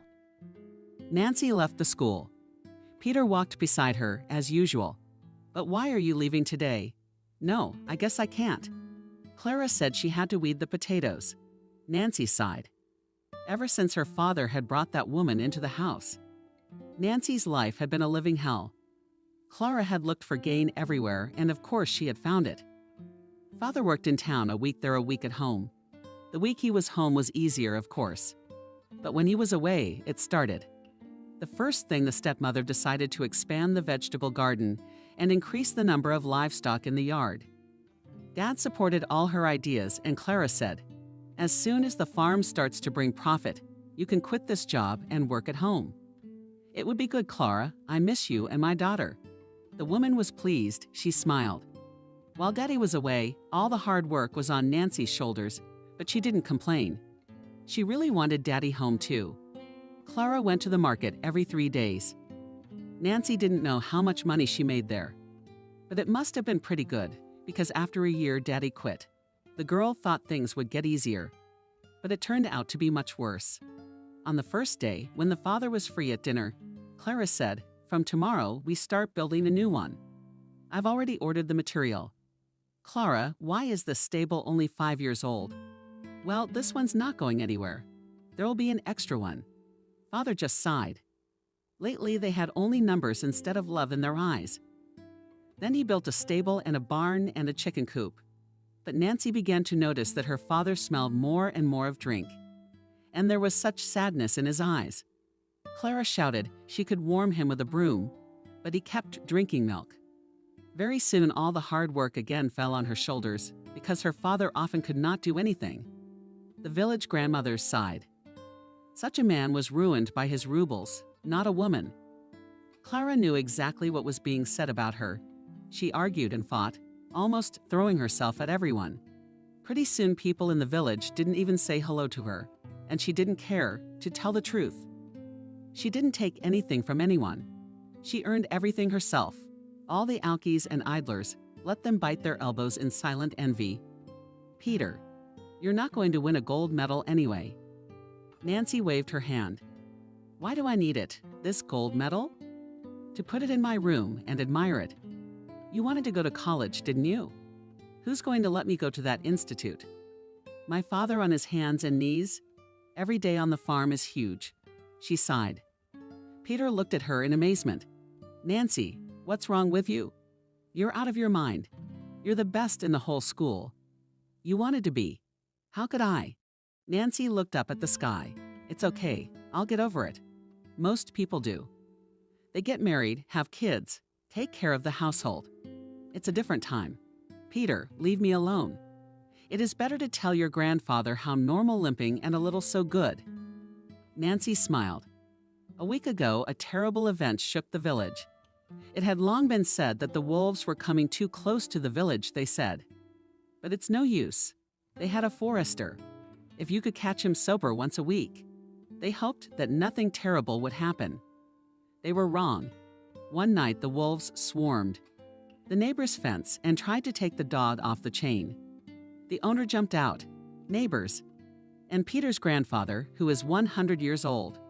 One didn't hesitate. Immediately grabbed the barrel from the wall. Yes, also in the yard to grab who grabbed? But only age gave its own way. The grandfather got confused and swung at the wolf in his leg. It's good that it only hit the soft part. But the rumble scared the wolves too. As they say, it was both a laugh and a sin. The grandfathers treated the whole village. Peter had only his mother and grandfather, so there wasn't much wealth. Everyone carried something tasty or useful to Grandpa Nick, who sacrificed himself for the sake of the rescue. Only one family was left out. And that, of course, was Nancy's family. Clara immediately said, well, if a man is a fool, it's forever. There's nothing to jump around like a young man at that age. Papa was as usual under the influence, and Nancy wouldn't even try. She was never listened to at all. You told your grandfather to correct himself. Listen, Nancy, which field are you going to weed? The farthest one, the one behind the village. So let me come and help you. Don't, Peter. No need. Don't you have your own things to do? Nancy said she realized that Peter would come and help, and they could spend the saved time on the river. And it made her so happy. And it appeared that you were all with Peter and 3 horses. You'll be on the street in no time. If you were a person, you'd be a country bumpkin nobody needs. Wouldn't you look at normal people? Nancy didn't even pay attention. That's how her stepmother always greeted her. Not Peter, not Peter, not Peter, not Peter, not Peter, not Peter. She'd think of something else. No matter how Nancy arrived, she'd be bombarded with accusations from the very doorstep. What she's hiding? Your daddy dragged your drunkard around on his back. Your back is gnawing at you too. Don't even think about it. Don't forget you're on potatoes. I remember about your potatoes. Nancy couldn't hold back any longer. She wanted to shout and stomp her feet, but she realized that the task would then fall on her head even more. Why is she mine? Are you guys eating with your daddy? Or maybe you eat air? Clara put her hands to her sides. Nancy realized that a scandal was about to break out, and it would look like a one-actor play, so it wouldn't come to that. She decided to take no offense and go straight to the field. Quickly, she changed her clothes. As Clara positioned herself and stepped out the door, she was already on her 3rd furrow. When did Peter show up? Not alone, but with his grandfather. Good health and truth. Hello, Grandpa Nick. How's your leg? What's it going to do? She walks more out of habit than anything else. She's long forgotten what pain is. Why is it walking and not like this in this heat? And what's the use of weeding it? We'll be digging soon enough. Nancy sighed. Grandfather grinned into his mustache. He was a wise, kind man. I know, don't say anything. Yours in the store is already scandalized by the wrong color of sugar. She needs yellow, and the store is white. Peter laughed. What's the difference? I thought yellow was bad. Well, I don't know. It is kind of considered to be sweeter. Grandfather sat down on the grass, looked at his grandson. Why don't you get up and go help the girl? Peter stood next to her, and they started pulling the grass with fury. Soon I smelled smoke. Grandpa had built a fire at the edge of the field. Dropped some potatoes from behind his sinuses, took out cucumbers, tomatoes. When there was less than half left, he called them over for a snack. Nancy had never had such a good meal. Obviously, of course, it's just potatoes. But how delicious. In general, in the company of Grandpa Nick and Peter, it was so homely, so nice and quiet. I knew your stepmother when she was a girl. That's why she doesn't like me so much. She's from a good family. Her father's a hard worker. Her mother killed his wife, and she's already driven one man to his grave. But she didn't get anything from the big farm. Her sister came to the funeral, and it turned out that the house and everything that belonged to it belonged to her. Only that Pebbles didn't tell her about it. In general, the stepmother lost everything. Then she's stuck to your father. Nancy stretched out thoughtfully. I wonder if Dad knows about it. Is Dad so in love with Clara that he doesn't notice? Yeah, there was a time when they were dating. Didn't anyone say anything to him? I can't help you there. I haven't seen your father in a while. And if I do, he's in no condition to talk. He drinks a lot. He drinks a lot. This guy was drinking at her place. Nancy at night, when she was already asleep, decided that as soon as she finished school, she'd go somewhere and take her father with her. He'd quit drinking, she'd make him, she'd talk him into it, and they'd get along. They'll be fine. And this one's got to run this place by herself. And winter was a little easier. Didn't have to be in the field, didn't have to be in the bed. Nancy even went for a walk once in a while. Peter, like a faithful guardian, was always there. To be honest, sometimes I'd like to be without him. But somewhere he'd take offense. In general, Nancy had more and more often thought that she should just marry well. Molly is only 2 years older than Nancy, and she got married in the next big village. Her husband, though older, treats her like a porcelain doll. Molly's mother told me that he takes her to school in the city by car and takes her back. Not only does he have a car, but he doesn't let her study. If Nancy could find such a man, she'd marry him right away. Is Peter going to find a new subject in her life? On the other hand, Nancy realized that such luck was not common. Spring had come. Graduation exams loomed ahead. And what? And Nancy didn't know yet. There was no talking to her father about it, but her stepmother, much less what she would tell her. And also, understandably, well, something had to be done. So Nancy made up her mind, choosing a day when the stepmother was in a pretty decent mood. Nancy sat down at the table in front of her. Clara. Yes, she took a break from her calculations and looked at Nancy. That I should talk to you. The stepmother put aside the papers. Her face was serious. Well, let's have a talk. Nancy could see that the stepmother knew exactly what the conversation was about. Graduation is coming up. We have to apply somewhere. The stepmother grinned, not very friendly. We're somewhere else? But to the place where I'm going to study. The stepmother grinned and said, Will your daddy, or will I be someone else's aunt? You realize that my relative is of no use to me. Nancy blushed. Of course, there was logic in her stepmother's words. Her father had long since given her the finger. But what should Nancy do? You realize, Nancy, if you don't help with the chores, I'll have to hire a man. And that's a lot of money. So, no matter how hard I try, I can't give you any money. Anyway, if you're washing your hands of it, there's no reason for you to come here. So if you decide to go to school, I'll sell my family. You can forget it. Nancy almost cried. She'd been expecting something like that.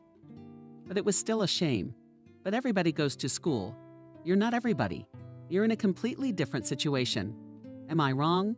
That's it. I think I've explained everything clearly to you. The stepmother got up and walked out.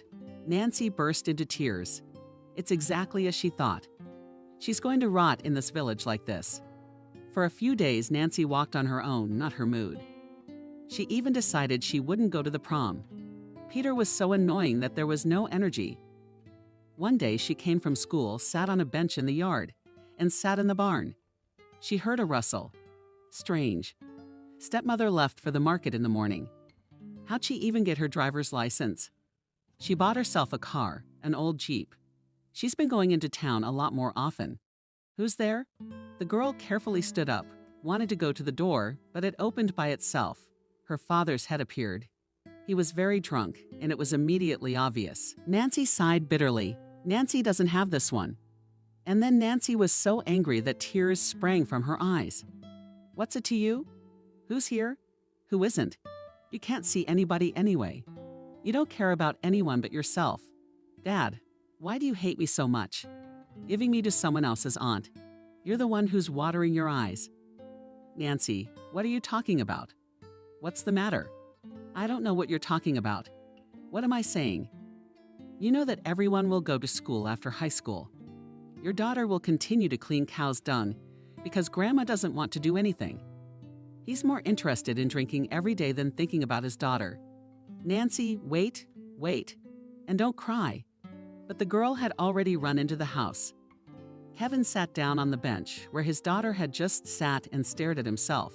What a headache from all sorts of thoughts.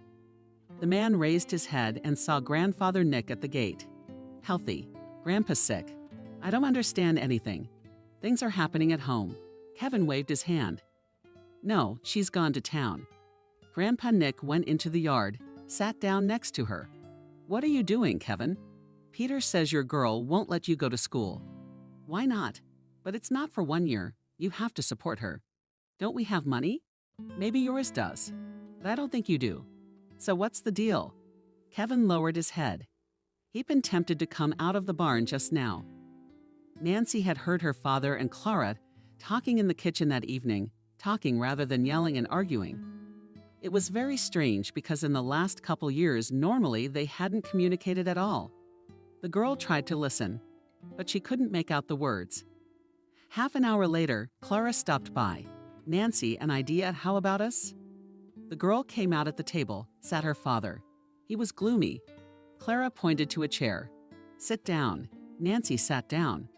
She looked at her father in amazement. Apparently, he was sober. Nothing to say. Stepmother. Nancy, your daddy swears he won't take another drop in his mouth. And he says he'll work 3 jobs just to keep you in school. And I can agree to that. But on one condition, if your dad gets drunk once, you drop out of school. Nancy agreed to everything. She realized that the most important thing was to get out of here. Then she'd figure it out. Maybe get a job, maybe something else. Nancy was already dreaming of a very different life. She didn't really know what it was like to live in the city. And to be honest, she didn't know what she'd do there all day long. But she wanted it so badly. A few years went by. Nancy had just gotten her paramedic's diploma and was about to get a job. She had a young man she planned to marry in the future. True, he wasn't a star, but he was a city boy. And he had an apartment, but he lived with his mom. But that didn't frighten Nancy. She was determined to be a good daughter-in-law. She had little contact with her father and stepmother. She went to see them once every 6 months and tried to get away as soon as possible. Nancy, there's an emergency phone call for you. The door of the dorm room opened, and Nancy saw the janitor on the doorstep. It was strange. Usually she was very reluctant to have any of the residents on the phone. Nancy walked out of the room. First she walked, then she ran. The receiver was on the table. Hello, Nancy. It's Andrew. Yes, Andrew, I'm listening. Here's the thing. Well, Nancy's dead. Yours were going to the city. Something apparently happened to the car. They flew into the ditch. There's a tree there. You need to solve everything here. Nancy dropped the phone, then slowly settled on the floor. How come? Someone handed her some water. Someone helped her into a chair. Nancy sat at the head of the table. Some of the neighbors gathered around the table. What grief is not old? He would have lived and lived. Yes, if he took a man to his senses. Even Garika began to restrain her, they said, and she somehow became calmer when he stopped drinking. A woman needs a real man, not a body. Nancy heard through the fog, but only one thing was going through her head. What to do now? When everyone had gone, Nancy began to wash the dishes. There was a knock at the door. Who was it? It was Peter. Nancy hadn't seen him in a long time. Probably the last time. How did he get into the army? Hello on the walls. Hello, Peter. I don't recognize you. And it was true. Peter had matured from a tall and gangly man to a sturdy tall man. Peter, where are you from? Yes, I came to see my mother. She said you're here to drop by. Peter sat down at the table and looked around the kitchen. Well, it's you. I'm sorry for your loss. Thanks, Peter. She finished cleaning up, looked at him. Would you like a drink? Let's sit and remember Uncle Kolya. And his Clara, too. He was a man after all. Nancy put some sandwiches, a bottle, and a shot glass in front of him. Don't you have one for yourself? I don't drink. You can't drink. They're not strangers to you. Have a little drink and you'll feel better. I'm telling you. Nancy sighed and put down another shot. She tried it with the girls in the dorm, but it hadn't worked. Nancy, it didn't taste good. Nasty. You haven't smelled it. Drink as much as you can in one gulp and don't breathe. Pick a snack or some compote. Nancy did just that. The aftertaste wasn't great, of course, but it wasn't as bad as before. And after a few minutes, she felt her muscles relaxing, getting lighter. So let's do it again. Come on. Nancy woke up with a wild headache. She had absolutely no memory of going to bed last night. I turned my head and was amazed. Peter was sleeping next to me. Shit. What a funeral. She was out of her mind. The most frustrating thing was that she couldn't remember anything. Peter. He moved and turned to her. Nancy, but you're a fire. I tell you, you should drink more often. Peter, get out. Now before the village gets up and you what? I'm an adult. Go away. I'm begging you. Nancy didn't know what to say, so she blurted it out. I have a fiancé. Peter's eyes narrowed. A fiancé, you say? Why'd you jump into bed with me? Yeah, I'm the one who jumped into your bed. All right, I'll be right out. Peter got off in 2 seconds and walked out. Nancy cried. She didn't want to. She didn't want anything. After her childhood friend left, there was a lingering residue on her soul, as if she had wronged someone undeservedly. In the morning, Nancy went to the cemetery, sat on the fresh graves for a while. She cried, and on her way back, she saw Nick's grandfather. He was obviously waiting for her. Hello, Nancy. Hello, Grandpa Nick. I wanted to talk to you, Nancy. The girl blushed thickly. Old man, I haven't slept at all. Not at all. But I haven't slept today either. You know Peter is mine. I saw how he jumped out of your arms. He's going to town today. Mother's crying, and my heart's breaking too. He came here and promised to stay. What happened? Nancy. What could Nancy say to him? She thought that if she told him everything, all her dreams of the city, of city life, would come to an end. She loved the country, of course, but not so much that she couldn't even try to leave. And on the other hand, Peter, he had become such a city girl, her suitor was nowhere near him. Grandpa Nick, nothing happened. It was just sitting around. Nancy walked around the old man and down the path. She could feel his gaze burning her back, but she didn't turn around. 3 days later, she was leaving. She'd seen a glimpse of Peter still here, so she calmed down. Well, good, as much as she doesn't like him. And to connect her life with him she does not want. She knows him. Counting from diapers, what can be interesting in him? She's already packed her things and checked everything. What's off? What's not? Behind the household while the neighbor watches. Nancy promised to give her a young chick for it. The neighbor, the mother of the Molly that Nancy had once invited, sighed. Don't you worry, Nancy. I'll review everything. I'll do everything. Ninka will help. For the tree. Thank you. It's not easy for us right now. Molly, is Molly here, Nancy? Where would she be? She was married. You said it was fine. Aunt Kathy waved her hand. What was I supposed to say? That I got married over the summer, and there wasn't a day that went by without a beating. But I'd put up with it as long as I could. Then I had the baby in my arms. We barely fought off the bastard. Nancy was confused. Molly's life had been an example to her for so many years, and now this revelation. The neighbor left. Nancy sat down in the driveway. Nancy, that was Peter's voice. Is something wrong?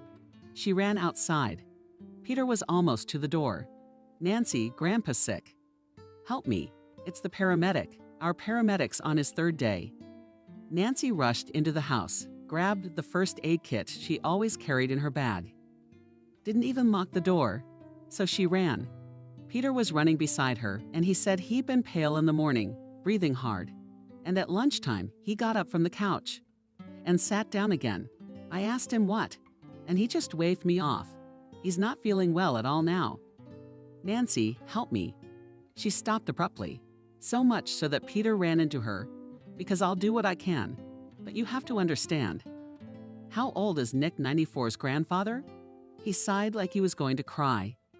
Nancy silently skipped onward. Grandfather was very ill indeed. He was lying on the sofa and breathing with difficulty. Nancy immediately realized that he had a heart attack. She crouched down beside him and rummaged through the medicine cabinet. An hour later, he was feeling much better. Grandpa Nick, do you need to go to the hospital?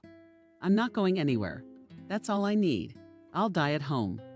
Grandpa said indignantly, What do you mean, die?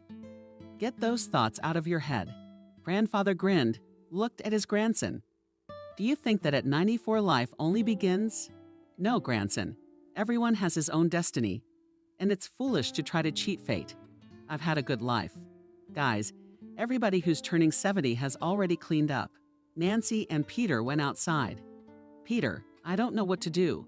To be honest, Grandpa Nick's condition is not good. He's not going to the hospital. I know my grandfather. Nancy looked at Peter, realized that he really cared about his grandfather. But you say the paramedic is drinking, and I have to go. Go. Peter wouldn't look at her. Peter, but I really need to go to my new job. No one's waiting for me. It's not like I'm holding you back, and I understand. Thanks for coming to see you off. Did Nancy shake her head? No, you don't have to. Go on then. There's a bus in an hour. Nancy walked down the street.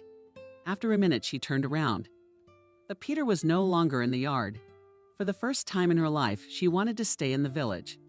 She walked around the yard, figured out the dog behind his ear, then sat down on the bench.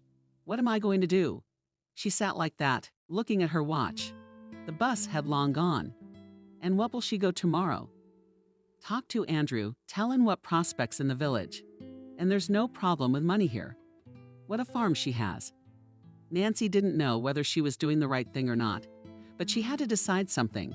She went to bed with a heavy heart. In the morning, she decided to go. What to do here? When the bus came and she got on, she saw Peter running to his house. Then he immediately closed his eyes again. Grandpa Nick had died. She learned about it from Sveta the girl, from their village I met by chance in town. Nancy tried not to blame herself. She understood perfectly well that Nick's grandfather would never get out. But she realized what Peter thought of her. A week later, she went to Andrew. Strange that he hadn't shown up in the meantime. His mom opened the door. Nancy hadn't seen her yet, and to be honest, she kind of scared her right off. Hello, Andrew's home. Who are you? Not Nancy. Nancy. The girl tried to smile. You shouldn't come here anymore, Nancy. Andrew met a nice city girl. Well-mannered. She was taken aback. What do you mean, met? He knew I was going to the funeral. But he knew what? Tell me what you can give to your family. You don't have a job yet. No parents to help now. Nancy even began to gasp for air at such accusations, then spoke out. Well, yes, I guess it's nothing you dream of, is it?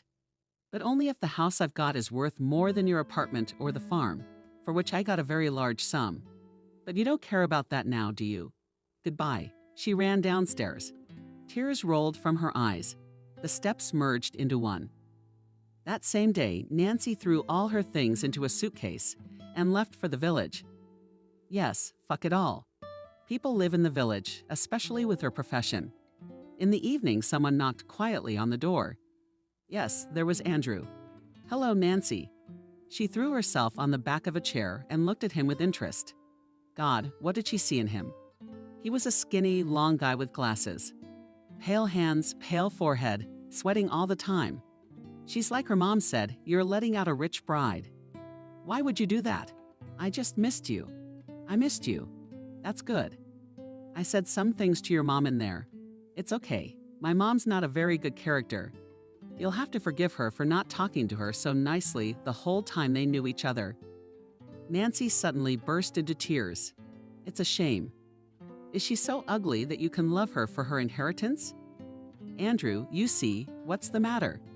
Nancy looked at Andrew, who was sitting on her bed, and grinned. "You're a very good man. Do I need you that much? I inherited a lot of debt." Andrew from the Villages. "What debts?" Nancy's getting a little carried away. "What kind of debts?" "Strange. That's strange." "Andrew, it's nothing. I just remembered I have to go somewhere urgently. I'll meet you tomorrow." He quickly sneezed on those slits and vanished. There's no other name for it because Andrew never stonked. In fact, he looked more like a ghost. Nancy threw herself on the bed and burst into tears at what was wrong with her. What? She'd gotten a pretty good education, so she fell asleep and thought. In the morning, I packed all my things. She got on the bus. She went out and looked around. But isn't it beautiful? At the edge of the village, construction was boiling. She heard they were building a new club. It will be called the House of Culture. You can live anywhere, and the saying, where you're born, there you are. You shouldn't forget it at all. She entered her yard and left the yard with new eyes. That's good. There's the house. I haven't seen Peter Nancy. She'd walked by their house a few times on purpose, but he either didn't see it or didn't want to come out. Probably the latter. It's all right. He'll get over it. He'll understand, and they'll make up. Nancy realized more and more every day that she wanted to be with him, wanted to live together, to have children together. 2 weeks passed. During that time, Nancy sold most of the farm, keeping some for herself, of course. She also became very good friends with Molly. They hadn't talked much before because Molly was older. Nancy didn't recognize her at first. Skinny, kind of brooding, but then she got over it. They got to talking. One night when they were having tea, Molly asked Nancy, "What do you think of the job?" "I don't know. I'll have to go to the headmaster, see what he suggests, or the nurse's station." "There's a paramedic." Molly laughed too. "What kind of paramedic is he?" "Well, you know, it's embarrassing to put a man down like that. Stop thinking about people. They're alcoholics about it." All night Nancy thought about it. It's true, nobody thinks about her. Why should she? Especially since Molly's right not to. In the morning, she picked up her papers and headed for the office. Andrew used to be called chairman, but now he's a director. What difference does it make, really? He was the one who dealt with all matters in the village. "Oh, Nancy, they told me you were back, and I thought it was for good. Or is it business?" "Business, Andrew. It's about the principal's job. Rubbing my hands together. So you're back for good, not running away." "Yeah, it's not in the plans yet." He looked at her real hard. "See, I'm gonna hire you now. You later. Come on, Andrew. I'm not 18, I said I'll be here." After an hour of negotiation, when the acting paramedic was called in and sprayed around with fumes of booze, he thanked her profusely for getting rid of such a responsibility. Nancy received the keys to the nurse's station in her hands. She stared at them in amazement, but she was a real person now. Straight from the office, she went to the nurse's station. The grass is higher than the fence. The path is narrow to the door. Yeah, the old paramedic didn't bother much. Nancy's had enough and rolled up his sleeves. Now she can do what she really needs to do. No one showed up at the nurse's station. At least 2 weeks. Dust lay everywhere. The few instruments that had been messed with piled on a table. An hour or two later, the door opened and Nancy heard Molly's voice. "Nancy, are you here?" Nancy looked out here. "Where else would I be?" Molly laughed. "Oh, I can't. Have you seen yourself?" Nancy wiped the streaks on her cheek, fixed her hair, which immediately jumped back into free flight. "Come on, neighbor, help me out instead of laughing. It's a two-handed job." The work went faster. By evening, the insides of the medical center were shining and glistening. They walked out. Nancy sighed tiredly. "I'll have to put all this beauty out tomorrow myself. Listen, ask your mother if you can plant any more flowers now." "I will. We'll have to ask the men to mow." "I don't want to ask anyone myself." In the morning, Nancy got up early, gave her a cow, put her out in the herd. She was immediately surrounded by the village women. "Nancy, is it true you are a paramedic now?" She smiled. "Isn't it true? And that every day you will work and even come like that." Today she put on more orders. "And from tomorrow, you're welcome. Just think, just a little while ago you were a girl running around, And now you're a doctor. It's crazy. Nancy, it was nice to hear all that. She was starting to feel proud of herself. I mean, what did she need in that town? She's got everything. A big house, good money, a job. And if she works hard, she'll get a lot of respect.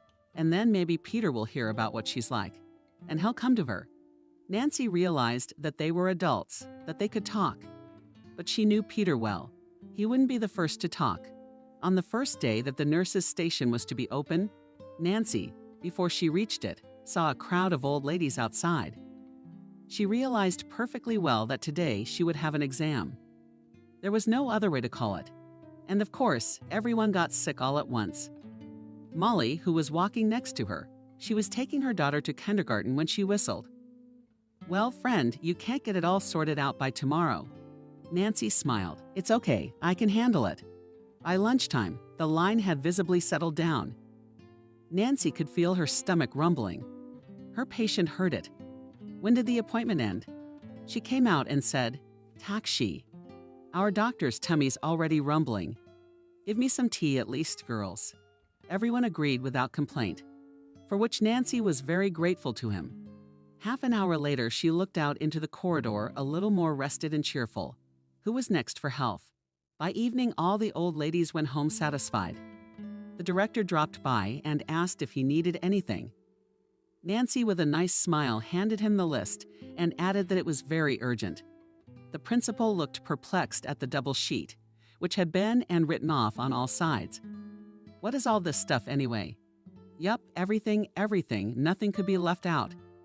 He scratched the back of his head. Didn't I overreact by putting you in Peter's place? Nancy remained silent. Andrew sighed and walked out. She never saw Peter again. Then Molly told her he was working on some city job, felling timber into plots. He only comes home on Saturday to pray, sleep, and then go back to the woods. But not the same ones at his house. It's been 2 months since Nancy started work. The grandmothers were happy. That's the main thing. At that age, they don't want medicine so much as attention. Of course, there have been younger people who've come in. Nancy had 2 of them rushed to the hospital. One man with appendicitis, the other with kidney pain. I mean, Nancy couldn't be 100% sure without tests. But it looked a lot like stones. As it turns out, she wasn't wrong. The hospital said a couple more days, and there'd be no one left to treat. It was the end of a normal workday. The weather was bad outside, so there weren't many patients today.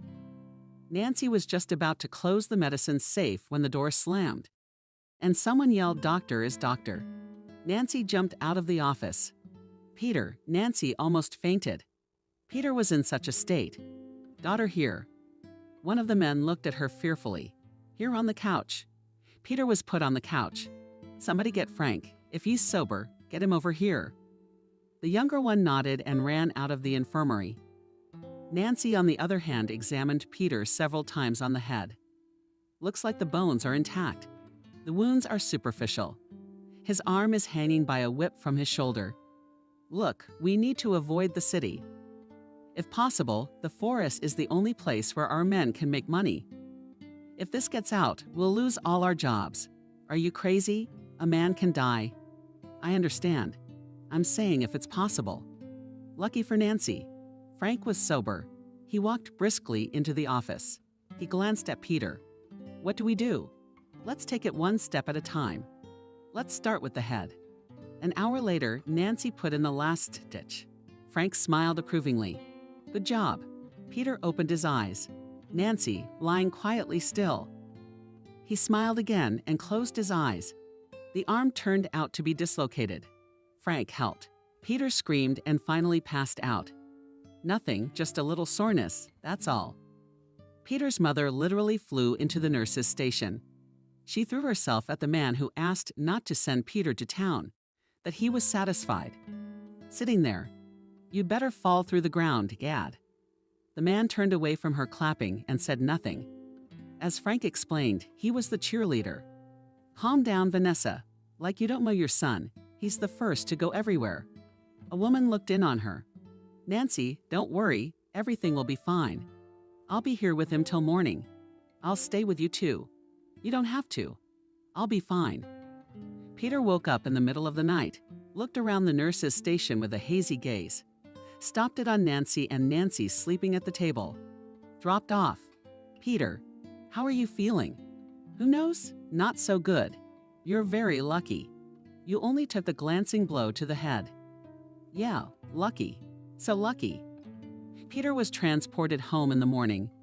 Vanessa, his mother, thanked Nancy for a long time. Then she said, Nancy, you're coming.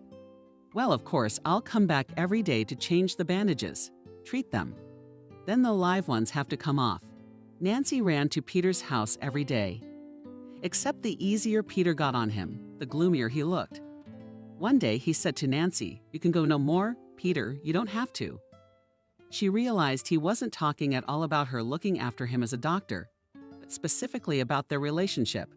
Tears came to her eyes. You're sure? I'm sure of it. You said yourself you wanted to marry a city man, so I'll stay out of the way. Nancy wanted to say something, but Peter beat her to it. Anyway, I'm getting married soon. I got a fiancé. Nancy ran out of the house like a scalded man. All the way home, she ran and cried. She calmed down a little at home. It's just Peter freaking out. Anyone would freak out if they were him. Well, he'll calm down a little, and then they'll talk. Time passed. Peter didn't make any moves. Then she found out he'd gone into the woods again. Nancy was furious. Oh yeah, to hell with you. William's been after her for a long time. The boy from the neighboring village. She'll get Peter. A day later, William showed up with a chocolate bar. He sat in silence. Then he said tomorrow's a day off to the club. Some artists are coming. Why don't we go? He said he was hopelessly sure he'd be turned down. Shall we go? William jumped, didn't he? I'll pick you up at 6 o'clock tomorrow. All right then. Nancy felt absolutely nothing for William, not disgust, not sympathy. It was just the man and the man and the man. All that was on her mind was Peter. Had he really told her the truth? No way. He was just trying to annoy her. Nancy was sure of it. It was all right, Peter. She could be angry too. Of course, she knew perfectly well that it was all a kindergarten, but she couldn't help it. It wasn't nice to William. She didn't promise anything like that, though. He didn't say anything like that. He invited her to a club. She said yes. William knocked on the door. Minute to minute. Nancy wasn't quite ready yet. Yeah, come in. He went in, took a look around. It's quite a place. Even bigger on the inside than it was on the outside. Nancy laughed. That doesn't make sense. A house can't be bigger on the inside than it is on the outside. William smiled too and touched the big TV. Do you have a household too? I do. What's a village without a farm? A big one. No, a couple of piglets, a cow, and some small things. The man looked at her with admiration. How do you manage?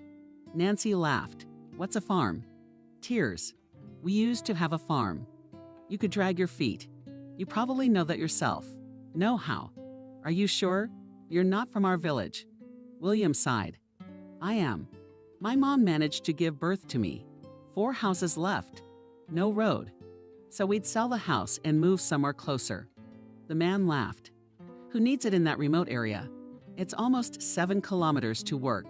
Nancy sat down in front of him. But we have to do something. Go to Grigory Andreevich. William waved his hand. Went more than once. Do you know what he says to me? He says that in my family there is only one worker. It's not profitable to give a house. It's better to give a house to a family with several workers and children. Nancy shook her head. On the one hand, the director could be understood. But on the other hand, what should people do? Half an hour later, they walked towards the club. The crowd was apparently invisible. People from all the neighboring villages came to see the town's artists. She saw Peter. Her heart clenched, and Peter noticed her and immediately disappeared. Nancy turned her head for a long time, but she never saw where he had gone. It wasn't until they were already telling stories she noticed him. Peter came into the hall, holding some girl under his arm. Nancy was so cold. Wasn't he lying? He really does have a fiancé. The mood was ruined. She didn't see who was performing there, what was being sung. She just sat there staring in front of her. She clapped when other people clapped. After the concert, there was dancing. She saw Peter dancing with the same girl. There was only one thought in her head. She had to talk to him. Tell him they are both wrong. Peter pressed the girl very tightly against him, and she cried out. And then Nancy laughed, even felt sick. She grabbed William by the arm and dragged him to the dance floor. I can't dance. Nancy will learn. She clung to him and gradually moved closer to where Peter was dancing. He noticed her for a long look and then pressed his lips to that girl's lips. Nancy had nothing to do, and she immediately kissed William. The guy's eyes popped out of his forehead in surprise, and Peter was gone. How long did Nancy keep looking for him? But she never saw him again. William, I'm going home to the wall. How I think we are. That we have neither we nor we. I'm tired and sleepy. Can I at least walk you home? No, you can't. I just want to be alone. I see. Nancy realized she was being undeservedly rude to the guy, but she couldn't help it. She walked down the street. It was quiet, nice. Occasionally someone's dog would start barking, but they quickly calmed down. Nancy went to her wicket, sighed, pushed it open, and fell into someone's strong arms. What a bird. Peter, did you scare me? It's gonna happen. Peter smelled strongly of booze. Are you drunk? Go home. No way. How am I supposed to go home when you've been tailing me all night on purpose? Peter, what's wrong with you? He held her and wouldn't let go. Then he looked at her. I missed Peter. Nancy got scared. Peter, please go home. He picked her up in his arms and carried her towards Sarajevo. Peter, please don't, please, you don't have to be so loud that a respected paramedic is caught doing something indecent. You and I are about to engage in some very indecent activities. Peter. She resisted as long as she could. But Peter wasn't rude, he was just persistent. Toward morning, Peter silently got up and slipped out of the barn, but never said a word to her. Nancy had so hoped that now they would all finally talk and work things out. She could see that he cared for her. He's just made up his mind about some nonsense for some reason. But it's all right, she'll go and talk to him. And all day Nancy lay on the sofa. Decided to give herself a real day off. She slept in. Got up in the evening, made a salad, and collapsed in front of the TV again.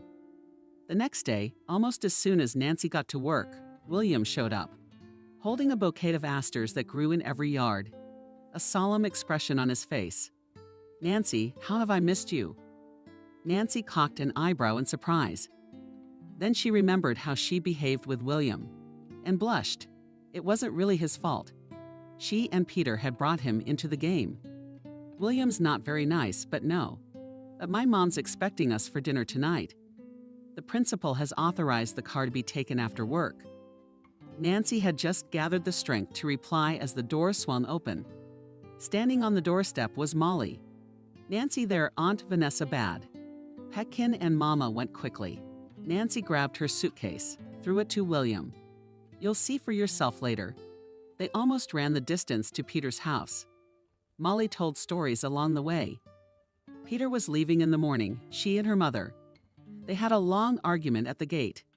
And then Peter ducked into the car and drove off. Where did Nancy go? Where? Where to work?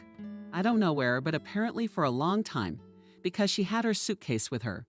Aunt Vanessa sat on the bench with her head bowed. Mom says she thought she was crying. But she just sat there and sat there.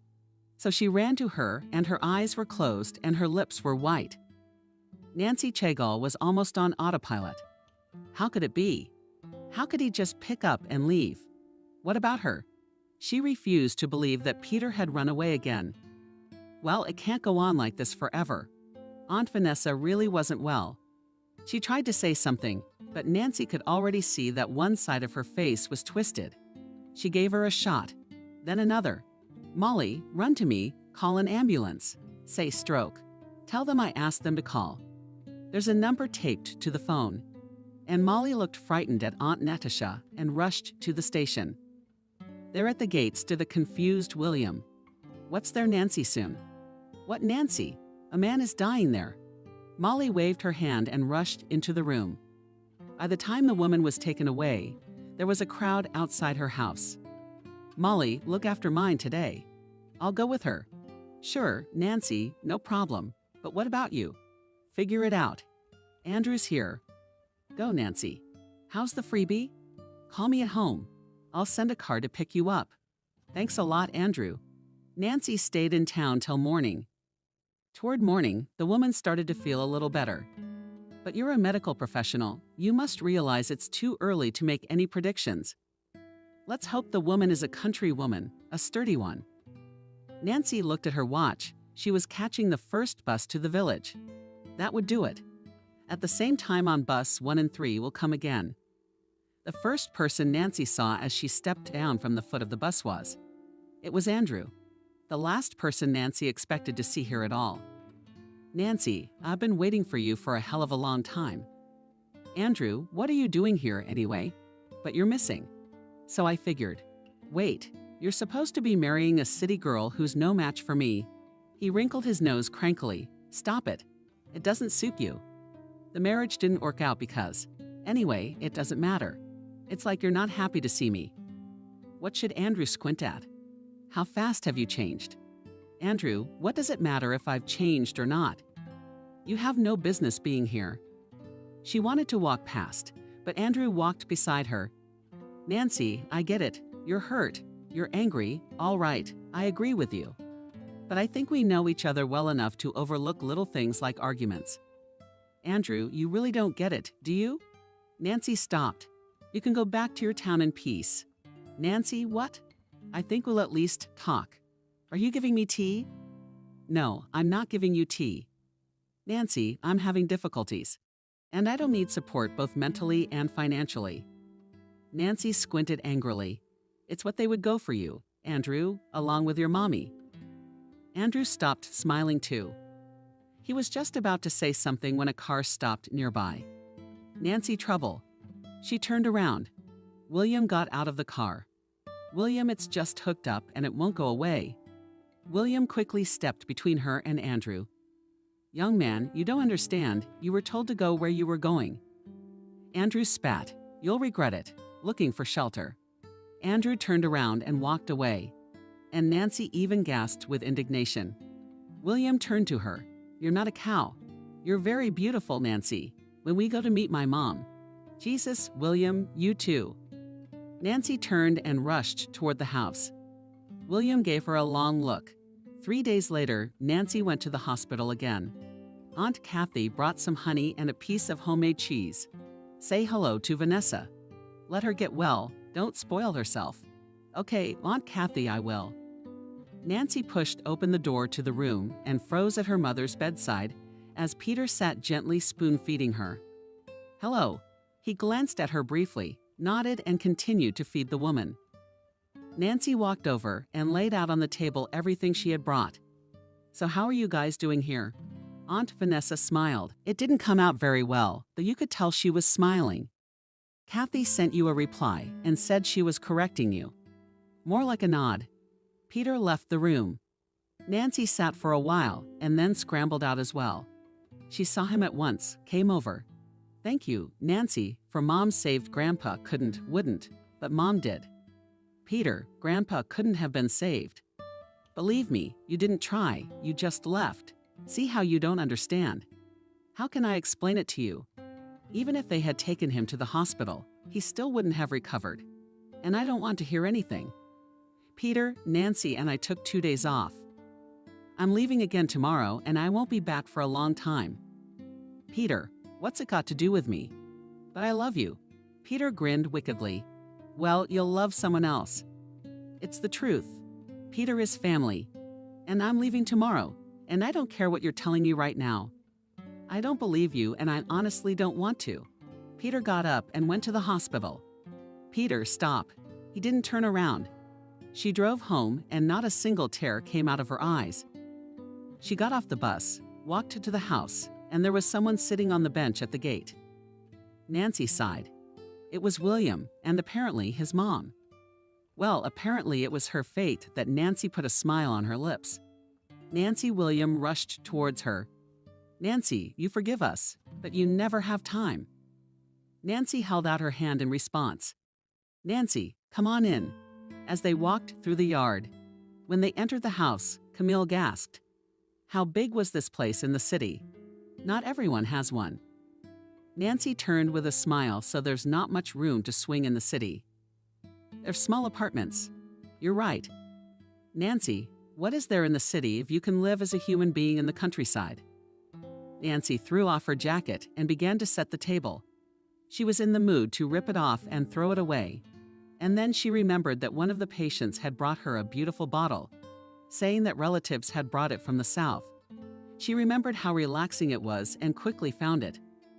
Put it in the middle of the open table, looked at them, who were all looking at the house. Let's get to the table. Hungry everyone. The woman looked around. Oh, so many things to eat. Don't be shy. What's this? This is cognac from the south. I've never tasted cognac. For almost an hour, they talked about nothing, about the weather, about nature, about potatoes not being born. Then Camille, when apparently the cognac had done its work, spoke on the right subject. You on the walls, you realize that you are no longer young for the village and generally considered an old diva. As it happens, her William mine was almost 30 years old. Camille banged her fist on the table. William jumped up. Mom kept her voice down. Nancy watched the woman with interest. William just didn't know where to put himself. And Camille continued, you should be alone. Especially since my William has fallen head over heels in love with you. And you're a girl with blood and milk, with a respectable job, a house and a farm. There's a lot of independent women like you nowadays. Anyway, you should get married. She said it like she was making a point. William sat there red as a crab. She poured the walls for everyone and said, well, if we must, we'll get married. Camille took a swig and immediately wanted one. She and William carried her over to the couch. Vali kept apologizing. Nancy, I'm sorry, Mommy doesn't drink at all, just pour. Just a teaspoon before bedtime. I don't know what came over her. It's okay, let her rest. You can't drive. You can't make her drive so many kilometers at night. I wasn't thinking. Varia gave her a confused look. Nancy, what did you say about getting married? That's what I said. You want to marry me, don't you? Very much. Tell me honestly, is it for the house or not? No, Nancy, it's Mom who's always looking for an advantage. That's all. So she's starting to get ready for the wedding. Nancy S. threw the dishes in the sink. I stood there, thought about it, and decided it would help in the morning. What are you standing there for? Let's go where? What do you mean? Where to sleep?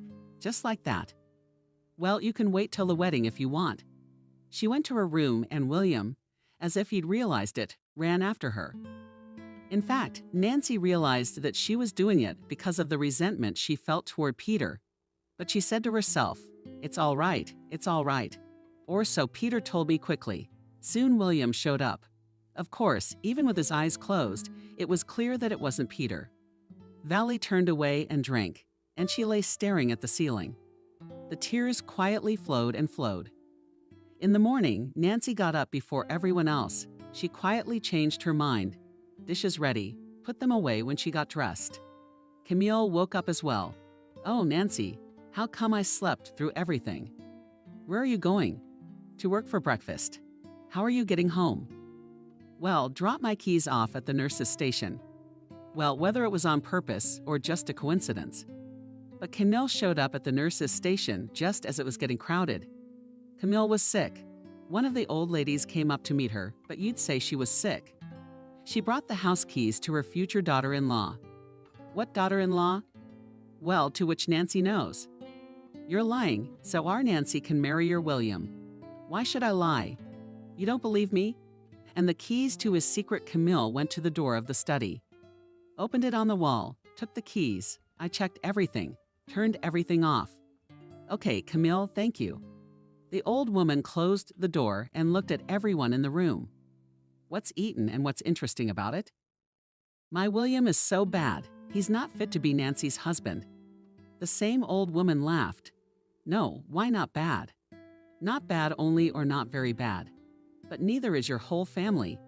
And Camille Evil flashed his eyes and headed for the exit at the door and stopped. He who laughs last laughs well and left. The old ladies whispered for a long time. One of them summed it up. Well, if you are 28 to 29 years old, you will marry a goat. The old ladies nodded, but still some feeling that everything was wrong did not leave them. Almost a month passed. William visited her often, but not as often as her future mother-in-law. You could say she moved in with Nancy completely. Sometimes she could cook dinner, but more often she just relaxed and almost never did the dishes. Nancy didn't pay any attention to that. She paid no attention to anything at all, because she had other things on her mind right now, not happy thoughts at all. The fact was that Nancy was pregnant. She herself had only found this out a few days ago after doing some calculations. Nancy realized that the father was definitely not William. She breathed a sigh of relief. To be honest, she didn't want children with William just yet. But she immediately grabbed her head. What was she going to do now? The wedding was in 2 weeks, a wedding to William. A baby inside her with Peter. Nancy didn't know what to do. Didn't really want to be a single mother. Sure, it wasn't exactly ancient times now, but the baby would still have a hard time. If she canceled the wedding in the hope that Peter would come and recognize her child later, she could be embarrassed. Nancy lay awake for several nights and then decided to tell William everything. She couldn't lie to him like that. He's not lazy, but he's still human. We didn't get to talk until just before the wedding. Camille kept close to them, living according to the principle that where they were, there she was. And I was always trying to teach them something. William doesn't need to talk to you. Let's talk. He came home from work and lay in front of the TV. A very serious conversation. William turned off the TV, sat on the couch. Is something wrong? Yes, Nancy sighed. You see, before you, I dated a guy. So we broke up. Then you got married, things got crazy. A few days ago, William got tense. What? That he's back? No, it's worse. I don't see how it could be worse. Worse for you. Anyway, William, I'm pregnant. Not with you. But I'm not terminating the pregnancy. Nancy blurted it all out in one breath and winced at how relieved she felt. William was silent. She opened her eyes. He sat silent, arms lowered listlessly. What's it like now? I don't know, William. I've told you everything. It's up to you. She left the room and then heard the front door slam. Apparently, William had left. Nancy sighed. Well, if he decided to call off the wedding, so be it. Only something told her he wouldn't cancel anything.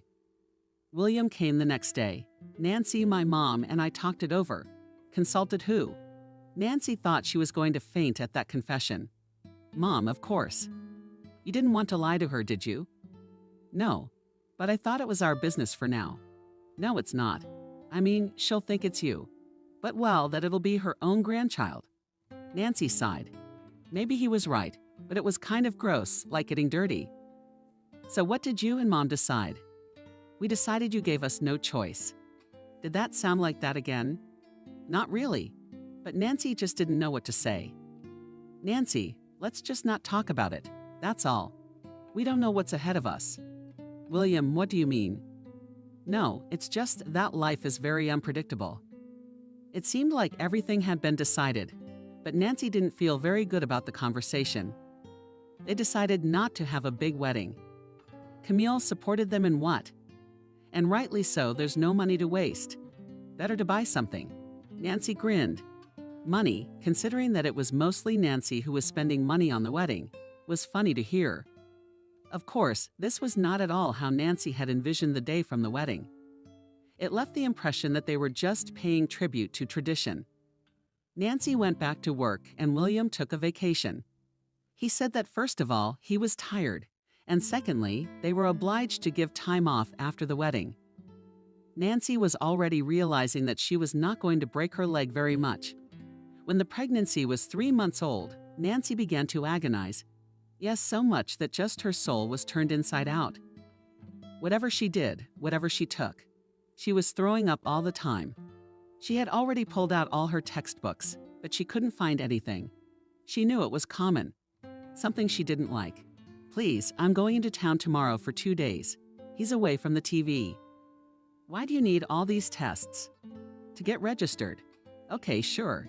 He went back to watching TV. Nancy sighed that she was alone before she got married and after. That you can't get yourself registered? Nancy laughed. Come on, Camille. You can't do that. You could even be punished for it. It used to be so much easier. You got pregnant, had a baby, and that was it. And now a bunch of tests for all sorts of nonsense only harm the baby. Nancy went back to her room with a smile. It was nice that at least someone cared about the baby. Of course, you can't make Valia love someone else's child. But at least sometimes you can ask about her well-being. In 2 days, the nausea was almost completely gone. Nancy didn't understand anything. The doctor spread his hands. Look for a problem at home. Maybe food. Maybe country milk. You see, we can try to find the cause of what's making you so nauseous. But we'll only know that when you've had the baby. Nancy, and I knew it all too well myself, but try to ride to the city all the time is not good either. I just decided to be patient. That time would pass, and the nausea would pass. But I still decided to diet. Not to eat anything at all. What could it be? She came home. Her mother-in-law asked her what her tests were, what was normal, what wasn't normal. Only then did she let her rest. Nancy first wanted to go to her room, but then she decided to lie down on the veranda. It's a little cooler there, plus the air is fresh. She was already starting to fall asleep. She heard William and his mother come into the kitchen. The mother was reading to William. Nancy was about to pull the pillow over her ears when she realized the conversation was about her. William, you didn't bring any weed again? Mom didn't have time. Well, really, there's a whole wagon load of work to do. But get to work. Of course, it's more important. Did you hear that creep is back? What geezer? What Peter? The one your Nancy was having an affair with. William was quiet for a while. How do you know who she was having an affair with? You're the only one who doesn't know. Everyone else knows. So she came back. So what? Nancy's married now. Oh, but God gave her a fool of a son. You want me to tell you what could happen? Well, tell me this. Nancy could physically feel her breathing getting heavier. Peter's back. It was a nightmare, but she barely breathed. And she knew there was a reason her mother had brought William into the kitchen. Her room was very far away, which meant that what they were talking about was not for Nancy to know. And then there was the grass. What kind of weed? Nancy, maybe with honesty. She told you she wasn't pregnant by you. Any other woman would have just kept her mouth shut, and you'd be raising someone else's child. But she's going to tell you because he's about to have a kid. Who knows how he'll behave, but it's obviously not going to do us any good. Option 1, he'll tell Nancy that since they share a child, they should be together. The second one is he'll tell her to fuck off. Then when the baby's born, he'll start making demands. Yeah, money grubbing. See, for some reason, Mom thought she'd tell him something. And then for some reason she thought it was going to be that bad. Because, son, I've lived. I also really don't want to go back to our house. Back to your meager paycheck and the basins in the rain. I don't know where you're going with this. Am I supposed to walk next to Nancy so she doesn't, God forbid, talk to him? You don't have to walk next to her. Just get your ass up and go get some weed. If you give her a little more, she won't just be nauseous anymore. Everything should be fine. Then if we don't abort, we'll be rid of this baby in a couple or 3 weeks. And no one and nothing, son, will stop us from enjoying life. Nancy procured the edge of a pillow to keep from screaming at what she had just heard. Her mother-in-law is poisoning her baby. What should she do now? Run to the neighborhood police officer? And how will Nancy prove all this? She's got no one to stand up for her. Something told Nancy that if she went out there and told them to get lost, no one would leave. What would happen to her was not so clear. She heard a truck pull away from the house. That means William went to get weed. She's got to get to the people, and then we'll see what happens. She slipped quietly out of the porch and walked briskly toward Peter's house. She didn't understand why. Though, of course, she realized that if anyone could protect her, it was him. But everything would have to be told. Everything absolutely. She yanked open the wicket, peeked out. No one seemed to notice her. Took a breath. Who are we hiding from? Nancy shuddered. It was a voice she would have recognized from 1,000. Peter, hello. I need to talk to you. My husband doesn't scold. And Nancy couldn't hold back any longer. At first, she just cried. And then she got really hysterical. Peter was looking at her terrified. Nancy, do you have him? That he's hitting you. I'm gonna beat the hell out of him. No, he doesn't. Then what? Let's go in the house. He took Nancy under his arm and quickly led her home. Aunt Vanessa gasped, Nancy, baby, what's the matter with you? Hold on, I'll get you some water. While Nancy sang loudly, banging her teeth against the edge, Peter and his mother and watched her intently. Nancy set the glass down, calmed down a little, sighed. There's something I need to tell you. Peter sat down on the chair in front of her. Go on then. I don't think the story will be too interesting. But go ahead. Nancy missed the moment when Peter put his mask back on. I don't care. Let him act however he wants to act. It'll only help. She sighed again. I'm pregnant. Peter smirked. That's very valuable information. Nancy sighed again. Not from my husband. It's from you, isn't it? He stood up, then sat down. Nancy, why would you do that? If you weren't married. But why would you lie now? And I'm not lying. But I didn't come here to tell you about the pregnancy. Right before the wedding, I told William that I was expecting a baby and that it wasn't his. He and my mom were deciding what to do, but they decided to let it be.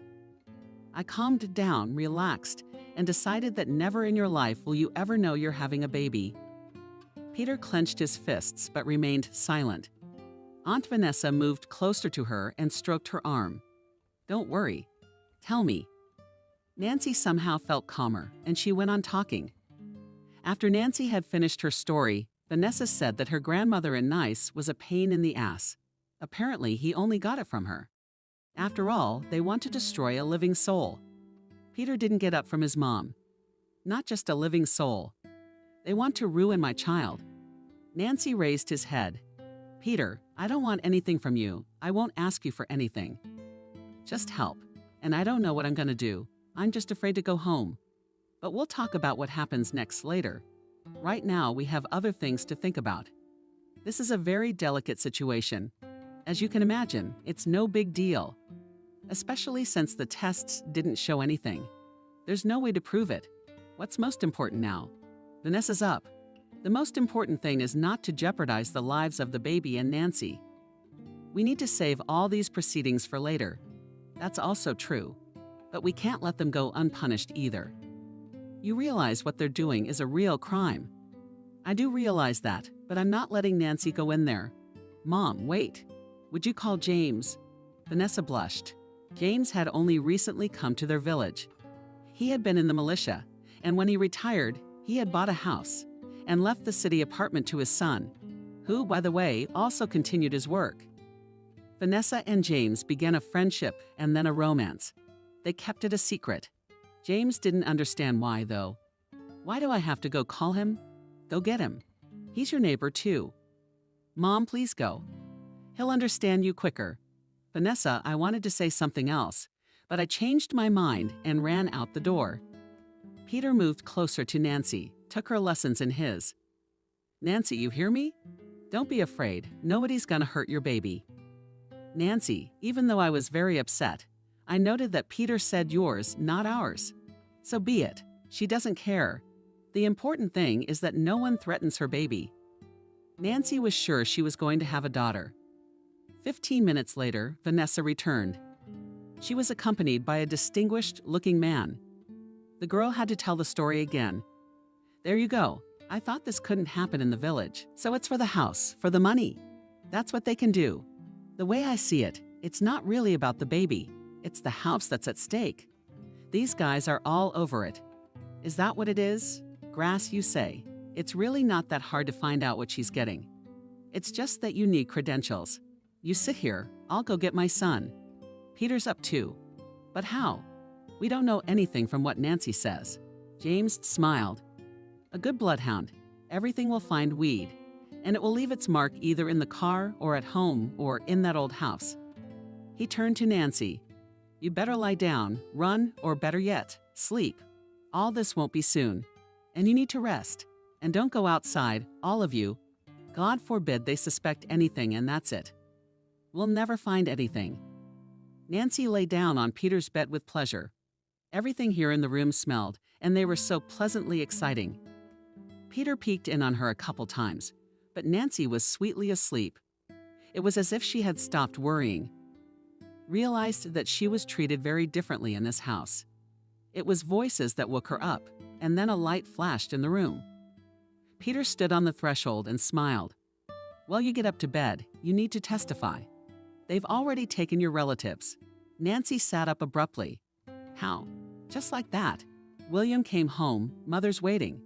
She says you're missing. So they went looking for you. They've got the whole place surrounded. They forgot all about what they left in the car. James says that wood only looks safe, but in the right hands it could be poison. Nancy, just bear with me. Answer all the questions. Okay, Peter. Is there anything else to eat? I'm eating out of my mind right now. I haven't eaten since this morning. He looked at her, then he laughed. Well, sure, we'll feed you. You have.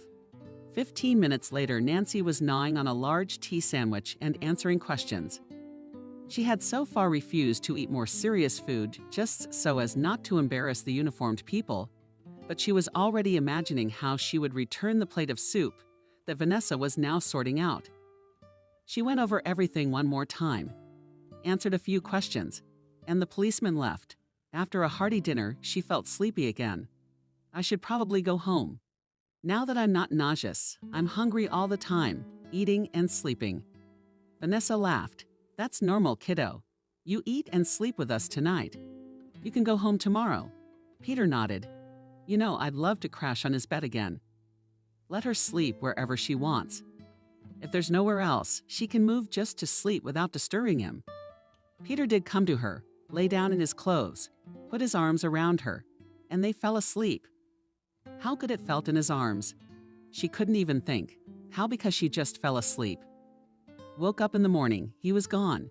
She goes into the room. There's a distraught Vanessa sitting at the table. Where did Peter go? He's gone like a tumbleweed again, honestly. He left like that, but he left a note like that. He wrote it.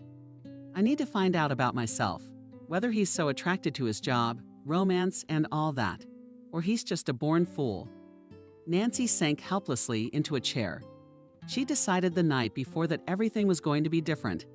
Peter again. The girl stood up. I'm going to go, Aunt Vanessa. I have to go to work soon. Are you feeling all right? Nancy smiled very well, didn't she? Here, take this with you to work. I baked buns and cutlets. Oh, you don't have to, I do. And remember, if my son is a fool. Do you have it? I got it, and I'm not leaving you. Nancy smiled sadly and walked out of the house. Vanessa escorted her out with a look. God, poor girl, she had been through so much. The time passed very quickly. Nancy had only been called to the police once, and then Vanessa and James had gone to court with her.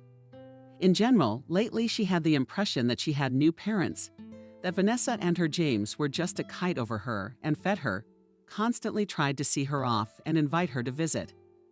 Nancy didn't resist. She was very much pleased. She had not heard from Peter, and she had given up waiting. She had enough to do. At the trial, she felt sick when William and his mother began to yell at each other in public, and at her too. The girl's eyes went blurry. It was a long time ago. The trial ended without her. She called an ambulance in advance. As soon as the very first contractions began, I knew that as long as they would get there, and also the first labor. They brought her to a room with 2 other women.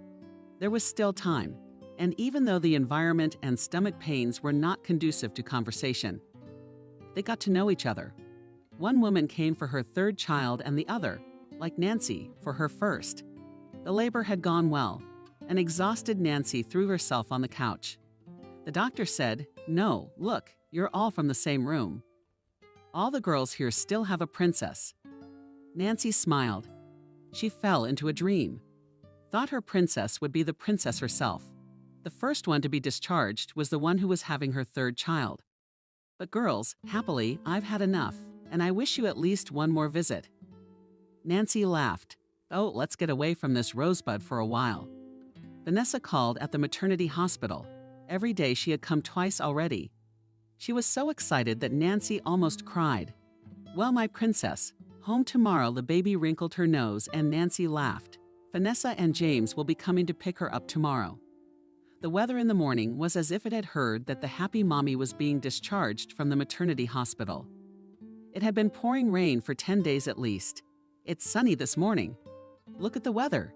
She was packing. Nancy came to pick you up. She smiled, turned to her neighbor. That's it. Bye. Have a nice day. You hugged her, and you too. Your Peter will definitely come to his senses. Yesterday, before they were discharged, lying in the dark, they had a heart-to-heart. Nancy told her roommate's story. It turns out that her man, as soon as he found out about the pregnancy, fled in an unknown direction. How are you? Oh, Nancy, I'm fine. Mom and Dad turned out to be the best. They won't leave me. I used to hurt them so much before.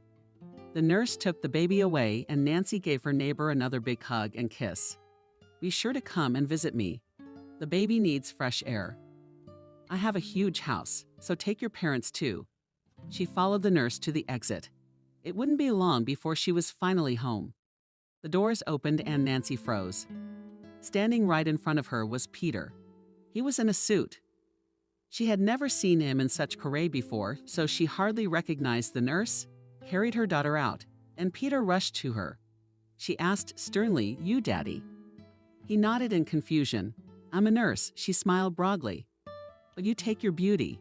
Peter gingerly took the pouch, peeked inside and looked at Nancy. She's so tiny. Nancy, I wanted to kill him. The mood was gone. What are you doing here? What's what? I'm picking you and your daughter up from the hospital. You didn't have to. We did fine on our own. In case you need to leave in a hurry, like you always do. Nancy looked at him angry and Peter looked at her confused. Nancy, I'm sorry, I'm not going anywhere. I don't believe you. She took her daughter from his arms and went down the stairs. Peter stood there for a while. Then he rushed after her. He overtook her, stopped. Nancy, forgive me, you fool. Marry me. Nancy stopped. Did she feel like screaming? Yes, I do. But she restrained herself. I'll think about it. James and Vanessa hurried from the car to them. Nancy, Vanessa's daughter, hugged her, and Nancy burst into tears. Daughter, how long had it been since she had heard someone call her that? They all got into the car, Peter behind the wheel. When the car started, Nancy noticed how carefully he drove around all the potholes, how he drove as if he were carrying crystal. She smiled a little, and Vanessa leaned over to her ear and whispered right to Nancy, "And even though that knucklehead is my only and favorite son, you need to let him know how wrong he is," and sat down again as straight as anything. Nancy laughed softly. It seemed she had been very lucky to have a mother-in-law this time. One could only dream of such a one. This time the wedding was exactly what Nancy had always dreamed of. A lavish dress, a sea of guests that filled her big house, gifts, wine, and shouts of bitter. She agreed to marry Peter. After 3 months, he gave the whole one eyes and noses left. Every day after work he went to her, bought up in the store all the toys that were there. Nancy only grabbed his head. When he came joyful with a big coloring book, he showed it to Helen and said, "Oh, you'll grow up a little, and you and I will draw here." Peter, this and the books will still be lying around for at least 3 years. He looked at her perplexed. Well, at least we'll already have it. And we'll buy another one later. She then sighed, well, what am I going to do with you? You'll buy a house full. Nonsense. I'll have to look after you. Nancy, is it? Yes. He picked her up in his arms, spun her around, shouted something, then set her down and said, you'll be the happiest woman ever. I promise you that.